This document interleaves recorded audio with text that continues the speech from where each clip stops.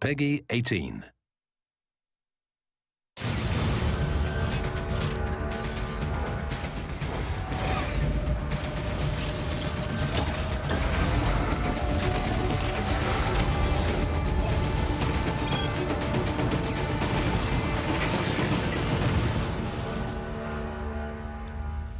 Ladies and gentlemen, welcome to this weekend's Call of Duty World League Challenge Division 5K. We'll be bringing the action from a select group of matches all weekend long. But first, to kick it off, I am Brycey, and joining me, Mr. X.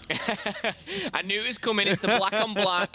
I'm just taking some style tips off the stylish man himself, Mr. X. Of course, the NA, Call of Duty caster, if you don't know. I'm sure you do. But yeah, it's going to be an exciting weekend. This is the very start. We're starting a bit late. I mean, it's 7 PM on a Saturday. However, we've got a couple of games today, and we're going to go right through to the whole to the end of the tournament, should I say, to find our winners, and that will be tomorrow. I don't want to put a time on it because things can happen. Yeah, pretty much anything could happen in this one. This is, for me, I was thinking of this before I came in. This is almost like the FA Cup. Yeah, I see that. Yeah, I see where you're going from. You know, you get these random matchups. You know, one-sided. We could be seeing an upset, but our first game is going to be maybe one of those one-sided games. T2G, which we don't know an awful lot about, going up against LDLC, where they've got carbines instead of brand.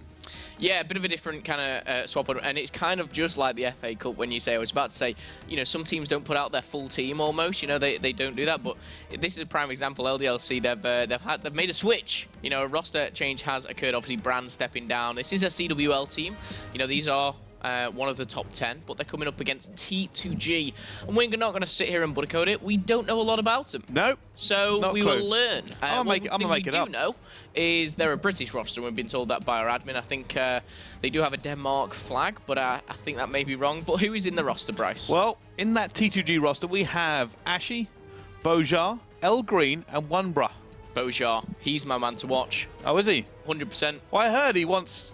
I put the curse on you. Yeah, he set the record for the quickest number of eliminations in a game once. Oh, really? No idea. I thought he had 8 bomb plants in Uplink. Yeah, that was simply incredible. The way he managed to do that was unbelievable. Using the mechanics to actually hold in the uplink and convert the drone into a bomb. Just simply unbelievable. Absolutely crazy. All Maven facts. All Maven facts indeed. But we will be going through the same map rotations. If you're joining us for the first time here in the Call of Duty and we're just wondering, what are you guys talking about? Basically, what we will be doing is going through a map rotation. We'll be starting off with Hardpoint. We'll be then going on to the beloved Search and Destroy, then over to Uplink, then Capture the Flag. And if we need to, we will settle things on Search and Destroy once again. So you guys may be sat there at home and thinking, you know what? Let's have a gander at this. Let's have a look and see how these play. Well, for me, I'm expecting LDLC to win this. Yeah, they should. I mean, they're a CWL team. Yeah. If they don't, it's a big upset. But LDLC, they're used to losing. It's fine. In the FA Cup, there is always big upsets. There you is. know, and we'll see. I don't know, a Division 2 team kind of making it through to the quarters. Maybe we will this time. The best thing about this, though, is yes, we have our top 10 in Europe who play every Tuesday and Wednesday, if you don't know, and Thursday. But these cups, anyone can enter. You guys can enter, and you could have been playing from 2 PM today. We're jumping in at a certain stage of the tournament, just so we can, you know, broadcast the rest of the games coming up. But these guys have been playing for a couple of hours now. Yeah. Some have made it through, and some have fallen already. They have. I said quite a lot of teams come through. Pretty much all of the pro teams, the CWL teams, have had buys up until this point. Yeah. They now jump into the bracket like a big school of sharks. That's not... What is it? A school of sharks? It's like a school of fish, I think. Yeah, but is it a school of sharks? No, I just think it's. I just think it is a school. Yeah, that's what I said. Why would you disagree? Thanks, producer. Yep. We trust our producer a lot because he could still be very wrong. He could be wrong. Yeah. I'm gonna say it's a herd of sharks. Herd of sharks. Of course, I've heard of sharks. We're talking about them right now. We are. You missed that joke. I did. I was. You said herd of sharks. Go. You said herd of sharks. I went, of course I've heard about sharks. We're talking about them right now. Okay, well... That was a good joke. I'm catching up, and I'm waiting for the point I'm meant to laugh. but I'll wait a little bit longer. Right, yeah, I get that.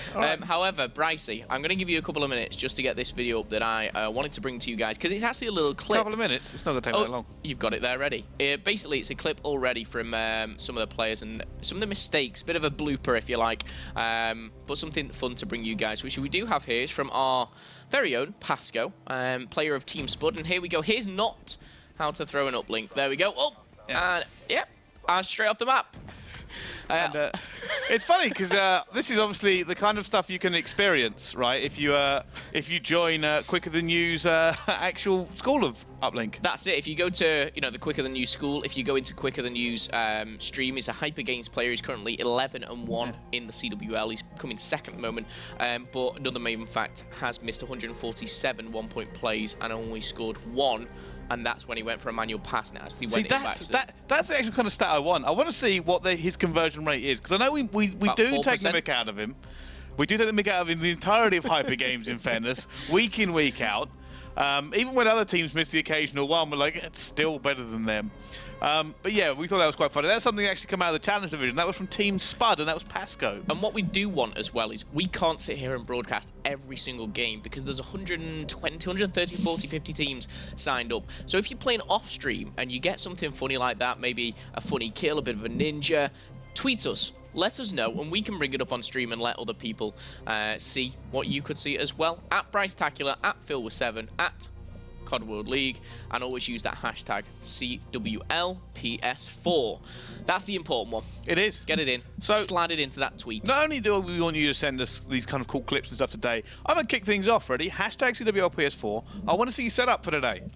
Haven't seen some good setups. If you're in the cup, show us where you're playing from. If you're watching us, show us you watching us, so we can then show it. Just gonna tweet it. Little cheeky tweet. You ready? You ready for this, Bryce? What was it again? Hashtag CWLPS4 at Call of Duty World League / I've got it wrong again! / I've got it wrong. I can't. I'm doing this every. I've even got. Look at this. The Black Ops 3 colours, orange and black. Hey.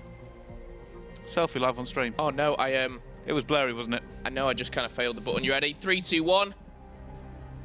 So, I'm going to tweet this hashtag CWLPS4. I'm going to force Brycey to retweet it.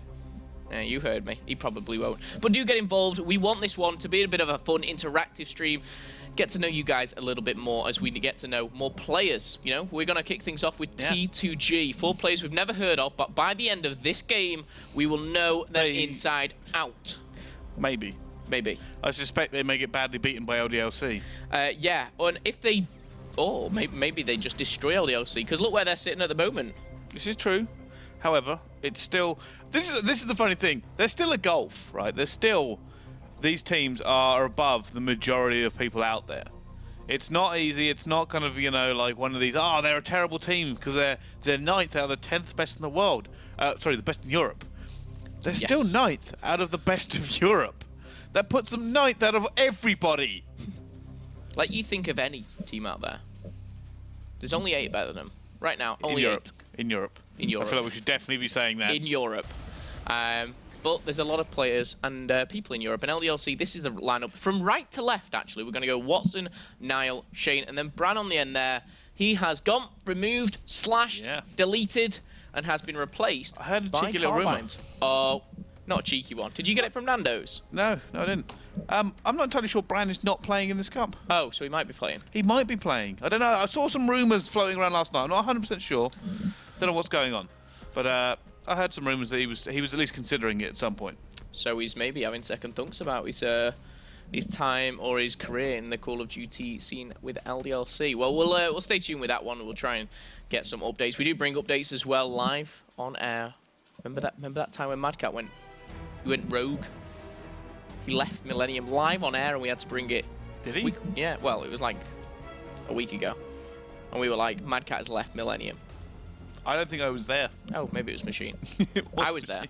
And it was very, very dramatic. It was traumatizing, to be honest. I don't feel I've recovered. It's Madcat. He's always been a little bit crazy. He'll be all right. He'll be all right. Got a few tweets coming in. Hashtag CWLPS4. We've already got Rated. Rated showing his setup. Good old Rated. Love a bit of Rated showing us the setup. Full screen that one. Oh, here it is. Oh, he's watching. Oh, there's me. I'm famous, Mum. Player Rated. And we do have the ban and protect going on as well. But yeah, Raiders kind of already come in. This is exactly what we want to see, He's watching us, ready to play his game as well. Rated says, there you go. You two are so beautiful. Thank you, Rated. You're a beautiful man yourself. However, we get into the ban and protect here. Like I said, I didn't want to kind of analyse this too much. because, like I said, one of the teams, we don't know what they're going to pick, so let's see what's actually come through. Stock already's been taken now, which I think is quite interesting. Watson says no to that. Who was that? Was that green or was that Carbines? I think that was green. Well, it certainly is green right at the end there. It's green and it's the Drakon. Definitely a bit of a strange one, purely because a Protect on the last card is literally pointless because it, of course, is still in. But he's going to protect that. Maybe he'll use it, maybe not, but it'd be very silly to do so. And it'd be very silly to underestimate this team of LDLC. Wow, it's a interesting kind of... That's just the Drakon. Is he going to use it? No. Also, Maybe... I have had confirmation about Bran. Okay. He is playing in this cup. But not with LDLC? No. He is playing with Fab. Okay. Kivy, Momentous, and Ryan Gray. And Bran. Yes. It's all drama. It's all crazy. Draft has also gone on, by the way, while we've been watching. Active Camo Scythe, Kinetic Armor, and Heatwave coming in for T2G. Active Camo Scythe, Kinetic Armor, and Heatwave coming in for LDLC. Yeah, and I think both of them... I mean, Tempest is one they may have missed. But Scythe and... well, Scythe is the lethal that are picking up. It's definitely... definitely a viable one. And that's going to come from... I'm just looking at that roster. I'm going to call him Jack... One Bro, is it? One Bro? One, bro? I'm just going to call him Bro. Boja and Green. Boja and Green. Well, what do you think? Draken has been kept in. Stupid. Stupid. Never protect on the last card. It was always. That's a good point. I didn't even think of that. It was there anyway. If you banned it on the last one, it makes more sense. But I just think he thought everything's in. I'm happy with this. Don't want to change anything. I'll just do something random. No, yeah, you're right. That's so stupid. If he now uses the Drakon, he's even more stupid. All right. And, well, yeah. Apparently, we've got a Din_Jonesy says these T2G boys are class. Been watching them since round 1 and they've dominated.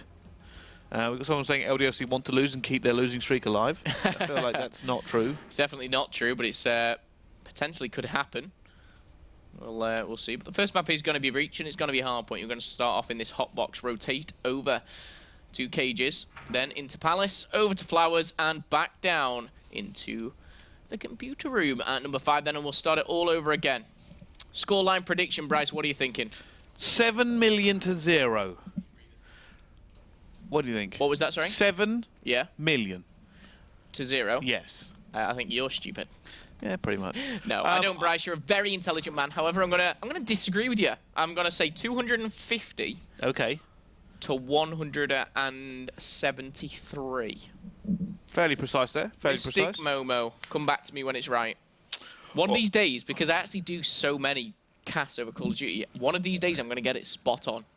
And that day will be glorious. Just statistics. Yeah, like it's trial and error. All right, well, we're about to jump into this game. And the interesting thing, obviously, I have named on this map mid-hardpoint is Vesper Point.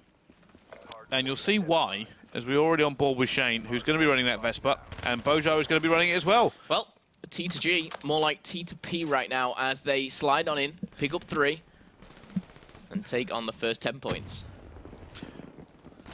Here they go. Shane entering again, sees both in the same corner. Little bit stupid, picks up the 3. Bit of a cuddle in that corner there. Yeah.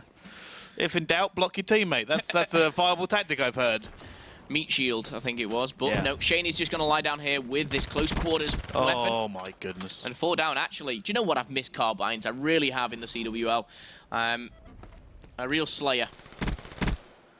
Now picking up another, and the rotation here, you can see now with 16 seconds, he's going to have full rotation, full control over this, as Green and Carbines are going to exchange in the middle. Green going to come off the better for that, but all in all, it goes pretty scrappy to the end, and we'll see the rotation go in favour of LDLC. Yeah, now, can they hold this? Obviously, going down in points in the middle isn't that big of a deal with how low it is, but you are rotating early to grab these points. So grab them is what they're going to try and do. Shane is going to be in the hill here, but he is now heavily outnumbered. His teammates are going to shut the back door for him, so he only has to cover by stairs. Sees one. That's that Vesper again, and again. Yeah, Shane don't care. He knows what he's doing, and he's keeping control of this back spawn, and that's the thing I like about Shane. Even when it should be an AR, if there's a position that needs to be filled, he will fill that role. He's going to pick up his 7th kill and top fragging for his team now. 30 seconds left, and he's actually going right round. He's going to come off through the middle and cut them off here. Oh my goodness, this is why it's the CWL team. Watson shouldn't have really won that one. Does anyway. Another player coming in, picks it up, doesn't even bother to aim in. Sees another player. Thank you very much. Just keep picking it up. We've actually got Niall, who spawned out. I think he's actually just ready for the rotation. Well, he's missed a rotation at the moment because he got the 2nd hardpoint. He's going to get the 3rd one for his team. Shane's going to be in the mix, and he's actually taking damage. He's going high and flying right over the head of one. And Jack actually going big there for his team. Well, Green now actually trying to break in here, and they have actually pushed LDLC out of this one. Yeah. Even with the early rotation coming in, and we're going to see a battle here. Shane's going to go high and wide, still using that Vespa. Might be time to switch up to a VMP. My thoughts exactly. These next 3 really shouldn't be, but Vespa definitely viable on those first couple. Active camera though available for Jack, so let's see when that one will be used. Not needed at the moment as Bro and Green. Bro is I'm gonna get used to it. Here we go. Active cat. He's been stuck. Oh, Niall. And actually slid into his teammate. What a nightmare. However, I will point out here right now, T2G have done a fantastic job of holding down Palace. Well, LDLC have never been brilliant at hardpoint, not with this new roster, and they've changed it even more here with adding carbines. You'd expect, and I still do expect LDLC to take this, but T2G, they have apparently been dominating in this Challenger Series Cup, so we'll be interested to see how these guys get on. Hardpoint identified. And just watching the back here, it is Boja. This is a hard break. It's just not easy. However, Carbine just broke it. He's done that with an Elcar as well. Shane's going to add to the mix as well. Is Shane still using the Vespa? Well, I'll switch on to him when he hits the respawn. No, he did switch to the VMP. I was about to say, it's about time. Probably use that for the next rotation as well, and then end up switching back to the Vespa, which did him so well before. He has actually slowed down. He was 7-2 at one point. He's now almost going equal, so that kind of tells you how his luck's been going. Well, Concession's got to go in, and Kinetic Arm is ripped off the face of Boja there by Watson. Watson actually sliding around, using that movement perfectly, but does find himself caught on the flowers. Well, here comes the rotation again, and T2G seem to really actually be going toe-to-toe with LDLC right now. And it doesn't look great for actually LDLC in this point. You'd expect them to be winning by a bigger margin. We were. Yeah, the one thing I will say is every single rotation has gone to LDLC, but T2G have put up a fight. They've pushed them back, they've broke it, they have done a good job here. Carbines has got a job for himself though, as he's going to be watching the flank. He's going to call out that 3 are pushing either middle or AC. I feel like you shouldn't miss all 3 players. He's going to pick up the 4th, and I think that'll make up for it just a little bit there, as Shane did clutch up in the middle. And Carbine's actually adding a 2nd to the tally here, as he's on a 4-kill streak now. Can't make it 5 though. No, they can't. They are pushing them out fairly well at this point. Still trying to actually grab full control. Knows the challenge come in. Oh, Shane gets hit in the... And he wins the fight. He wins the fight after being heat waved. You shouldn't be able to do that. You just shouldn't. He's actually sped up again. I said he was going at, what, 11-11 at one point? And now he's 18-13 again. Good stuff from Shane, and for your SMG to be top fragging says a lot. Especially when you've got slayers like Watson, Carbines, Niall as well. But at the moment, T2G, they are putting up a good fight. Looks like the objective player is certainly not Wombra, as he's got 9 seconds. He's more of the assault rifle-based player, I believe. Oh, here we go. Shane now has switched back to that Vespa as we predicted. And using it to devastating effect. Now, his teammates trying to shut the door for him, so he only has to look one way. And we actually hear a scythe ripping off, but it's just not as accurate as you would like. Does finally get one. We're looking for that next scythe fight, and Watson's going to end up winning it this time. Well, he's going to be battled, and I will say, only 50 points in this, and Watson having to use this Vesper. He's found on this laser sight. It's interesting, because not a lot of players are. Watson does prefer to have it, rather than other attachments, shall we say. 2 specialists for Niall. Oh, well, let's have a look at this. First time we've seen a Cuda out. He's going to try and do something with it. A little bit slow on the trigger there. It's going to go down. And Watson actually takes out his teammate. Watson, I think he'll just take anyone down in his path at this moment in time. 21 and 16, a minute on the hill already. And T2G do have the hill, but they've got to defend it. Camo, we just saw used there on the cross. Shane, Niall, both picking up kills, and now Jack is in trouble. Oh my goodness, Heatwave used to perfection. That's how you break a hill, Bryce. It really is as well. There was very little resistance. And Carbines is challenging front door, and he's not really got any reinforcements, but now Watson looking for the two, picks it up as well, completely just shutting them out here. However, we do see a player come around the back. It's Jack Aston. He's trying to use camo, picks up the second kill as well, looking to break in, and his teammate cuts him down.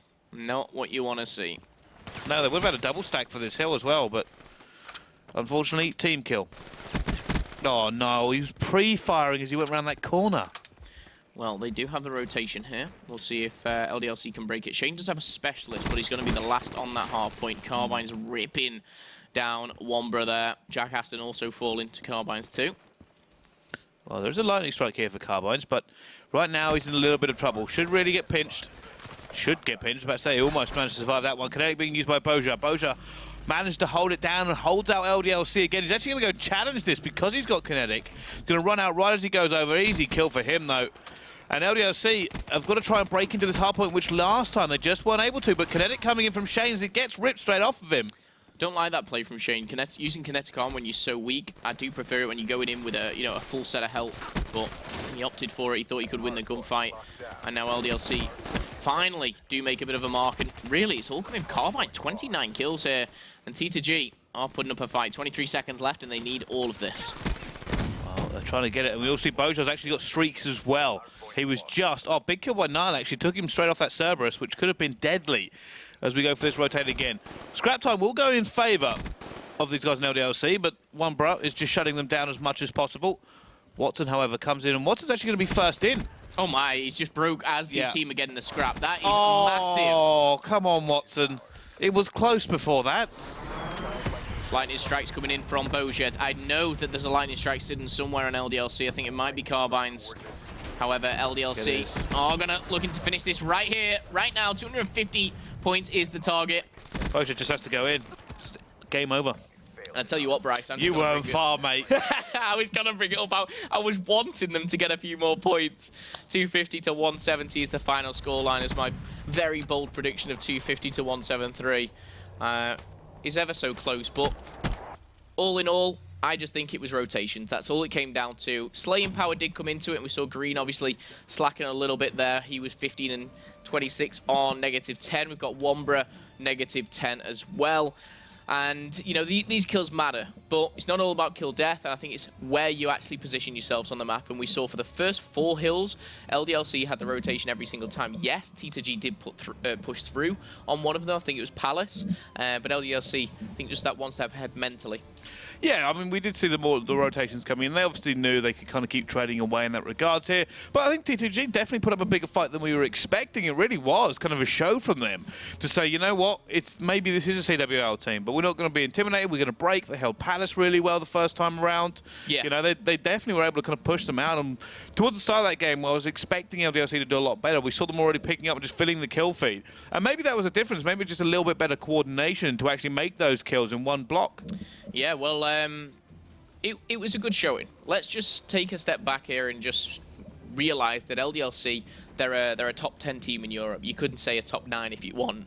But T2G have kind of put them on the back foot here, I do believe, in a certain way, because I think Hardpoint may be LDLC's strongest game mode because because they've added Carbines, it's kind of individual plays. I think on S&D, they could slip up.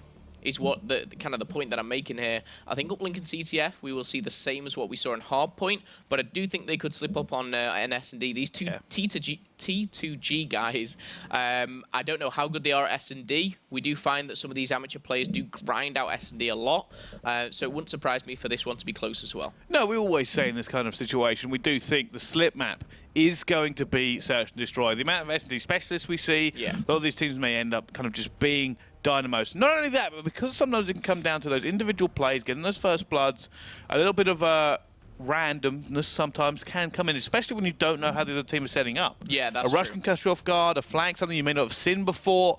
That sort of stuff can really impact this game, and nowhere is that more prevalent than on search and destroy when you get one life around, and obviously each time you win around you get a point back on that board.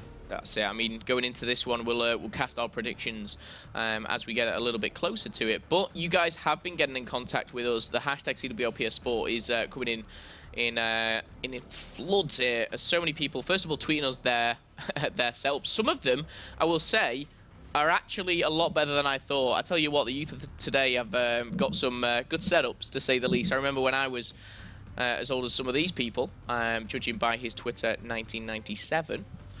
So that would make him, Mathsville is hard, 60. 19? 19, yep. 19 is, yep, 19. I didn't know if you were trolling then. No, I genuinely wasn't. Trying to do two things at once is quite difficult when you're myself. But yeah, some very nice setups. But thanks very much for getting in contact with us. We've got Jack 3 Tears. He's sent his setup. We've also got Woodsford Blake. And I like the setups which show our faces on. I like that. So let's talk about our first setups. Oh, I used to have to kind of sit on the end of my bed. Yeah. Or the side of my bed, to be honest with you. And there was like a wooden chest of drawers. And then I had like a big CRT. Yeah, not a monitor. It was a big CRT. Yeah. And I had to like get the duvet and sort of wrap it around for my back. Yeah, so you kind and of I was like this back. far away. Okay. And just like play that. And the problem was obviously the TV was down there and I was up, so I had a proper gamer slouch on like this. My first setup, and coming into gaming, it was actually I used to kind of jump on my brother's console because I didn't have one. But I went into his bedroom, sat on his bed, and his TV was mounted on the wall, and it was a 38-inch, I think it was. But it was back then. It was like size meant everything in TVs, and the bigger the better. So it was a really poor quality one. It wasn't HD, and I was like looking up. It felt like it was on the ceiling to me, but still dominated kids back on Call of Duty 3. You know what I'm saying? With my my Car 98K. For me, I mean, one of the best things I ever had was this is kind of like thing with my friends coming in, and we've already got Bohar miss his ban, which is actually quite interesting. He actually forfeited it, I think. Like it came in really quick. It was a bit weird. Interesting. Very interesting. We'll find out what's going on there. Anyway, I was going to say, one of the cool things I used to do back in way back, used to get like a CRT around my friend's house or my cousin's. Oh yeah. Go into his garage. There was a pool table. We used to rest on the pool table. Get the console out. And just kind of chill in there. Manage to get an Ethernet cable from the house in. Man cave. Yeah, a little bit of a man. And then you like to sit on a couple of garden chairs, and we sit there for a while, just playing, chilling. I can't believe how many people are sending these setups and really appreciate all the interactions. But you're absolutely right, Bryce. I think those are the best moments that you remember when you've got someone with you there. And for me, you know, having a brother in gaming, basically, you know, when it was summer holidays. Well, yeah. But summer holidays, he used to move his whole setup into my bedroom. And through the summer holidays, we'd like wake up maybe 10, 11 a.m., get online and get like tournament games all the way to like 5 p.m. And then, you know, tea was on the table from Mama Whitfield, and then we'd get straight back on the grind again. We'd have our energy drinks at the ready, our snacks, and they're probably my happiest memories in gaming, to be honest. Going incredibly beast-like at domination doubles. Yeah, see, my kind of first dip really in competitive, apart from beating your mates on those public games, was probably like the early free-for-alls I used to win. Oh yeah, you say a lot, but like you were into your free-for-alls. Yeah, back when I kind of that's how I kind of even got into Call of Duty. I used to go to a local LAN centre that I still actually visit nowadays. Some of my best friends are there, and they used to be weekly on a Friday free-for-all competitions. So that is really cool. £5 in, I think the pot would be split, and I won the majority of them. Did you ever have that moment when you were? I don't know if you ever went to like midnight releases. Yes, constantly. And, I mean, I went. Now I tend to host them. Slight difference. I remember sat there. I was like, oh, do these people? And I'd get really frustrated because people would start talking about like classes that they're wanting to use, and I'm like, this guy's such a noob. I would take him one-on-one, and like I'd hear like, oh, I can't wait to go back and play this game mode. I was like, this guy's a noob. I'm getting angry. I want to beat him. Yeah. And then I'd look at him, and he was about 6'3" and hairy, and I was about 16 at the time. I see that. By the way, I've just seen one bros tuck it, and they're taking my most least favourite. Psychosis. Yep. Psychosis. We'll see how. I mean, Carbines has took it as well, so it's unacceptable. It's acceptable. Do not listen to Brycey. Don't listen, because that's his opinion. Yeah. And if you can clone yourself and make 3 more of you, that's brilliant. What? What does that even make sense? That's your opinion, and if you can clone yourself and make 3 more of you, that's brilliant. That's brilliant. What are you even saying? Just saying psychosis, you pop, you know, the left and right trigger, and then there's 3 more of you. But there isn't. Kind of. There isn't. Maybe... They're like hard-like clone things. If they could shoot or do something useful. They do. They bright, nice and gold and cloney. Nice and gold and cloney. Yeah. That's your solution, isn't Tell it? me one negative thing about a nice gold cloney thing. That they're not any of the other specialists? Yeah, but then you start shooting it, you're like, I've got one, guys, I've got one. It's like... Do you know why you could no. use 3 clones for? To hold that L. They can hold that L for you. To take myself into a team. You know what? I wish I could just clone myself 3 times and make a COD team. I'd be in this tournament right now. We're in round of 64, challenging these noobs. Yeah, you probably would go out round of 64 as well. I probably wouldn't get here, to be honest. I would be out in round of 256. But less of me, more of them. Score limit is 6 on Search and Destroy, and that's rounds. So you and your team, you have 1 life each. Take the enemy out, or plant the bomb, or simply defuse it if they plant it. Yeah, round also switches every round. So you play attack, then you play defense, then you play attack, then you play defense, then you play attack, then you play defense. Ooh, looks like we might have a disconnection. We'll get some news on that. But for the time being, we can. Oh, never mind. No, it is. Yeah, we'll bring it on back. We're there. Got your back. Oh, he's trying to do. You know the. Oh, I know what you're trying to do. Didn't work. But you did this. Like that's the swipe. It's not. The swipe goes across. I know. And it goes that way as well. I know. I should have pulled it and gone, and that would have been back on the screen. I'll try that next time. Yeah, we'll try it Until you next mess time. it up. Well, if at first you Don't succeed, become a caster. that was the motto of my gaming career. And so far, so good. A lot of people's setups coming in. We I really love do it. appreciate this. Hashtag CWL PS4. People are sending us their setups here. This guy's got Wow. way too many TVs. So he's playing. I like the different size of this guy's Yeah. TVs. He's got a super cool red and black chair. That is my color code as well. He's got his TV, his gaming setup. Oh, actually, no. He's got his laptop and connected it. In fact, do you know what? We'll show you. I like this. Hold on. Let me do this. Full screen. Bang. Boom. I like that. Cheeky, playing 2 games at once. He's got this up here. Oh, he's watching us and playing a different game. Yeah, so I do he's like that. he's multitasking, something I definitely can't I do live with that. He's watching us here. He's seen the no ban come in. He's wondering what's going on as well. He's like, oh, this is the that makes perfect sense. time for me to He's send on- a tweet and let him know. He's on the Twitter, and he sits here. I like your chair. And it is Matthew Haynes, Hayes_610. I like it. He's his picture's quite interesting. Oh, yeah, very, it's kind of like, He looks a little bit like Trout. What do you think? yeah. No. No, you don't think. All right, fair enough. Not at all. We've got a few predictions. This is also what we do like to see come in as well. We see Josh, or Retro Josh, I should say, saying T2G are going to take this 6-3. So maybe he knows something we don't, because I do not have that scoreline. Right. So Time far. for a new hashtag CWL PS4.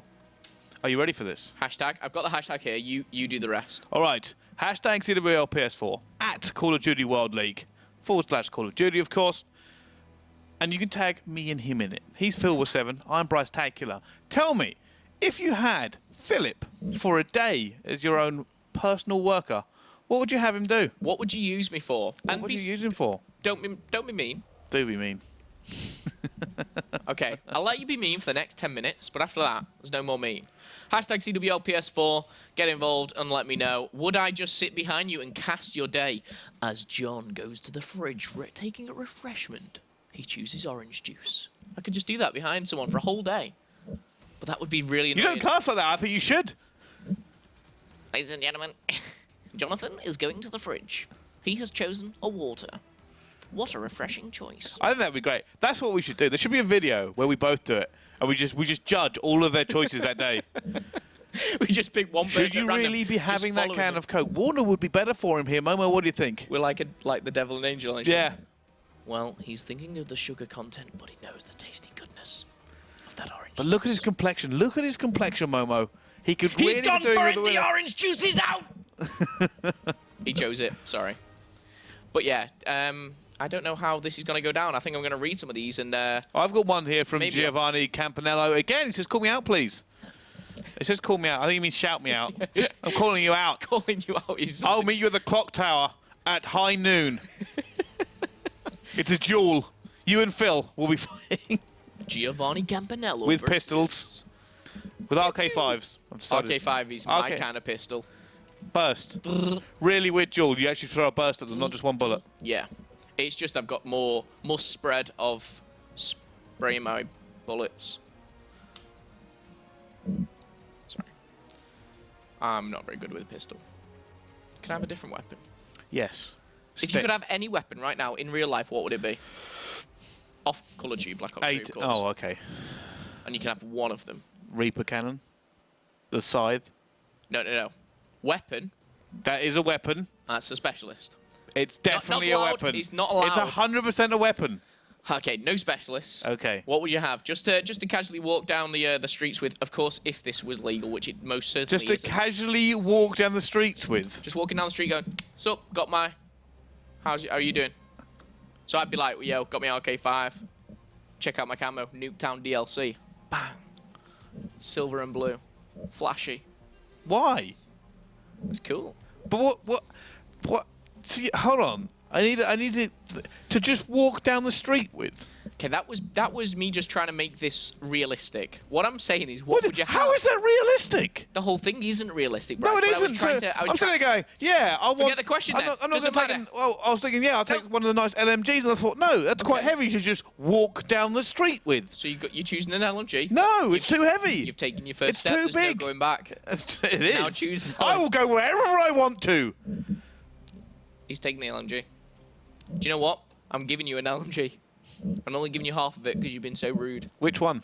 The dingo. The dingo. The dingo. The dingo, and I'm giving you a thermal sight, but I'm silencing it.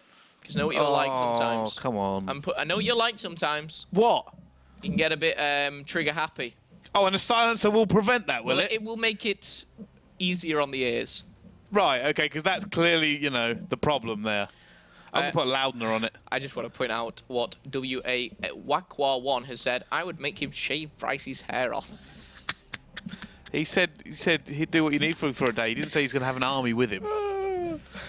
Phil, so it doesn't look that prevalent here, but I'm actually a considerable lot bigger than Phil. In real life, it's like I'm down here. Yeah, this is more like what it's actually like. Don't hurt me, Bryce. We've got another one coming in from Melvin. I would use Phil to unlock all my camos on Black Ops 3. No problem. Geen, I would do that for you. I'm 93% through mine on Black Ops 3. So I can definitely lend you a hand. We've got Riley coming in here, RIL7Y, says, I would have you carry me on GBs, Phil. I said things he could do, not impossibilities. No, come on. I got it all mate. day. You get carried on GBs by people in that chat. Well... You know what? I like to go on a lone wolf sometimes. Go 1v1, 2v2. Yeah, not successfully sometimes. Steven says, let's just eat food all day. Me and him, we'd... I tell you what, Steven, if that's down, I'm down for that. I can just eat food all day. I would use Phil's hair to paint my walls orange. No, if that's how ginger hair works. They could use me as like a paintbrush, though. Oh, that's disgusting. Do you know when you wake up tomorrow, Ginger? If I wake up tomorrow, Ginger, there will be that. Well, first of all, that'll look horrific. I think it'd look brilliant on you. I'm not sure. So good. I don't know. We've got more Bryce. We've got a lot more here. I would use him to play zombies and have food with it. Everyone just wants to have food. If I had Momo as my worker for a day, I would let him play COD versus my friends, and he will destroy them. See, this having Momo around for food is not going to work, because I've actually invited Momo around about half a dozen times to mine, and I'll cook, and he's rejected me every single time. Wonder why that is. I'm a great cook. To be fair, I've seen your vlog where you just throw a kilo of beef in the saucepan for no reason. Do you know what? I get a tortilla wrap and then open my fridge and put a bit of everything in it, wrap it up, and that's that. I mean, I genuinely am the worst cook ever. Oh, I know. Well, actually, I wouldn't classify myself as a cook. I'm a microwaver. However, we're going for a Mexican Monday. We are. We are. And we went for a Mexican last Monday. We are. Do you know why? 50% off. Yep. Found it by accident. Best place in the world. We just walked in on a Monday. We're like, oh, this is cheap. Yeah. And then we looked and it was like, yeah, it's 50% off on Mondays. So if I had Momo, I'd use him to cast my daily things and make jokes about everything that happens. Okay. I don't know if I could make jokes. I could try Jamie. Jamie Carruthers. spelt with an X, because it was probably taken as a Twitter handle. Yeah, that's hard when it happens to people, isn't it? If I had Momo to work for me a day, I would have him cast my mother's driving. And now Deirdre turns left. She carries on ahead. That's quite interesting, that. She turns right. We could be a sat-nav. Okay, let's do it. We're a sat-nav. I'm driving. Well, let me. I'm driving. Ooh, just dodging that squirrel. In put in my sat-nav. 300 yards. Turn right. 300 Make yards. Bear a left. U-turn. Bear left onto Accrington Road. There's a Viner who can do that with his. I'm trying to do the thing where you actually make your throat and make it a little bit more electronic. Take a right turn in 400 yards into the Whitfield house. Mission: kill Oliver Whitfield. Okay, well, we're just waiting for one of the players to rejoin the lobby. I think it was a few connection issues. However, we've now discussed your setups. How would you use me for a day? The sat-nav, where me and Brycey would bear left. And we'll probably go on to a few other things during the broadcast. However, a few technical issues, we will get it resolved and we will get back into the game. But keep your tweets coming in. Keep it all live on social media. We've got it right here in front of us. If you're thinking, why am I looking down at my screen? This is why. Because we have Anakin Swagwalker. I would make him reset his stats on Black Ops 3. That is mean. And Prestige Master level. Oh, that would be 190. great. That would be fantastic. Anakin, come on. Why would you do that? Yeah, you could have used me for anything. I could have cooked food or tried. I could have gone and done your shopping. I could have drove you to the cinema. But you make me reset my Black Ops 3 stats. Yeah, I would. Then I'd have you abuse your brother. Take all of your brother's stuff and burn it in front of him. Then that'd be quite funny. See, this is the mean side. We've reached that stage. Not really. Do you want some food, Momo? That's a great picture. Some of these replies coming in, not really safe for broadcast. We'll ignore those. But, Yeah. we've got YOLO McSwag saying... Are these real? Hold on. Yeah, YOLO McSwaggington says, play games and chill all day. Do you know what? You guys have been really kind to me, and Brycey clearly made this question for you to abuse me. No, I didn't. And you guys Little have just halo up here. taken me to granted. But we're going to go for a quick 10-minute break. We'll be back. And don't go anywhere. Grab yourself a drink.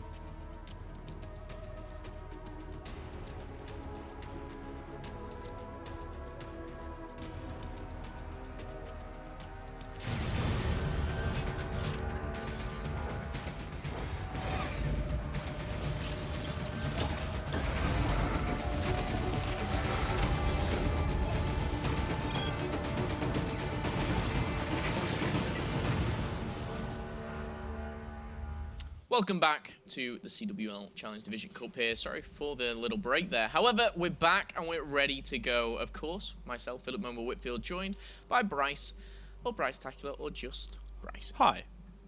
Hi, how you doing? I'm good, thank you. And I like the way you kind of named all my names there. Bryce, Bryce Tacular, Brycey. Just wanted to cover the bases, you know. What do you call me? Bryce. Bryce. Bryce. B to the rice. B to the rice. Or BR to the ice. BR to the ice. Or Bry to the...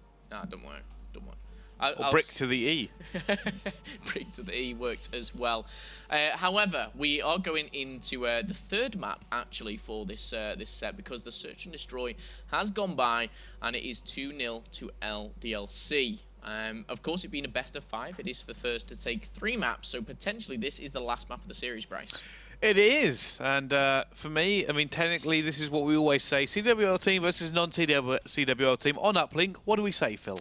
It will be the CWL team because this is a map and a mode really of Uplink that isn't played as much with the amateur teams.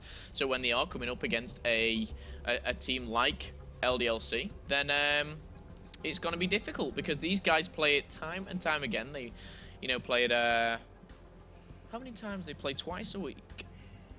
And they play Uplink a lot. Yeah, so I think, and not only that, but it's practiced more often. Something that you guys might not know at home or something you haven't experienced is that realistically the non-CWL teams don't practice these maps and game modes as often as CWL teams. That's not because they don't want to, it's just a fact. It's just the generalization that we have experienced and we've seen it time and time again. So, stock's gone. High Caliber's gone, Overclock's gone, Overdrive has gone, Active Camo has gone, Concussion has gone, and it now should see, I think, maybe Double Tack and a Rapid Fire. For a second when you said double tack there, I thought you said double tap. I was like, hang on a second, throwback. But no, I forgot about that. Rapid Fire will be the last one, and that basically is double tap. Active Camo, Overdrive, everything very, very standard here. The only one is just that stock ban, which you're going to see, which is just going to limit all weapons, really, on their movement. So, I'm thinking double lethal. Bit of a Scythe Tempest, Heatwave and Kinetic. What do you think? I think you're going to be very right. I think you're going to see literally the 4 first ones there: Heatwave, Kinetic, Tempest, and Scythe. Double lethal, I would suspect, from both teams. Yeah, it wouldn't surprise me to kind of see that actually end up coming out, but already we've seen Heatwave and Kinetic for LDLC. On the other side of T2G, we are seeing Scythe and Tempest. And Scythe for Carbines is, Shane with the Tempest, I don't think I've ever seen him with it. Well, does that mean he's not going to use it? Now's his time to shine. Maybe he's not, because he's definitely more of an ability person, isn't he? No, Shane's taken it. Watson's been running a sub. I just want to point that out. It's true. A lot of teams have been changing up for this game. Yeah, it doesn't surprise me from LDLC in particular because they're kind of sat there, 9th in the CWL, getting beaten by pretty much everyone, and changing things up. Sometimes it's needed. Well, let's find out how this is actually going to go down. Now, keep your predictions coming in. Hashtag CWL PS4 at Call of Duty World League. We're trying to figure out exactly, how this is going to go down. And I think the popular opinion is LDLC. But you know what? That Hardpoint wasn't massively one-sided. No, it wasn't. I mean, I've never heard of an Uplink specialist team. No. I think this one, again, is going to come down to game time on the actual mode. And, practice makes perfect. It's a very traditional saying, if you like, but it's definitely true in case of Uplink. And hopefully we're going to see some interesting one-point plays. I'd like to see some bloopers at the end of this one, maybe. Cheeky little miss ones. Yeah, but I think evac, you don't really get it that much because they're either hard ones to make anyway, or... All right, so I'm going to put just so easy that you don't... I'll put a prediction in here. T2G may end up playing this the way that we see a lot of Uplink teams playing this wrong, in my opinion. Okay. Focusing on drone control before actually grabbing the drone. They're too slow to kind of take it away. Do you know what I'm saying? We've seen it before. Yeah, they just think that they hesitate. Yeah. Hesitation's so key not to have in Uplink. It's when you get 2 down or when you're in the right, even if you don't get anyone down, if you know where the other players are, you grab that drone and you start running. Running for your life. Yeah, I think, like I said, towards the start of this game, the meta has shifted. When you first started, you saw players really unsure about how to get these wins off, but now the ones have come so prevalent, and there's so many angles, especially on this map, that you can actually take. You see, grabbing that drone is a legitimate strategy now that you can actually wrap it around the other side. So you basically just take it away. As long as you can make your ones through mid, through side, through wall run, even wall run bounce if you can make it. You actually just pull it away now because it's so much more viable to actually take it away and actually have your teammates try to punch through. Because unless they have a full 4-up, you can usually make it. Okay. Well, Pricey, what I'm going to do is I'm going to ask you the question, give you the commands, the controls. Who do you want to watch here? I'm going to watch T2G off the rip. I want to see what they do. Can we see an SMG from T2G? Oh, I like Ash because he's got a cool camo. He's got love hearts. I hope they're red. When this lights up, they better be red or else. What if they're not red? Yeah, baby. Red. Ash knows. A lot of love for Ash. Let's see what he's got. Well, here they go. Mid-control. Niall's probably going to instantly rip this drone away. This is what we see over and over again. CWL teams very commonly, and they've actually put members of T2G out of position because of this. This is what we talk about. Oh, not quite able to make it. We'll finish it off, though. Should be a nice 2-point play from Shane there, jumping on him. And that sums up, for once, exactly what we just said, Bryce. Yeah, it's so much more about the drone. Don't get me wrong, you can't win this game mode without kills. And we've actually seen, Hyper Games do almost the opposite. They just slay so heavily they get constant drone control and put the other team on the back foot.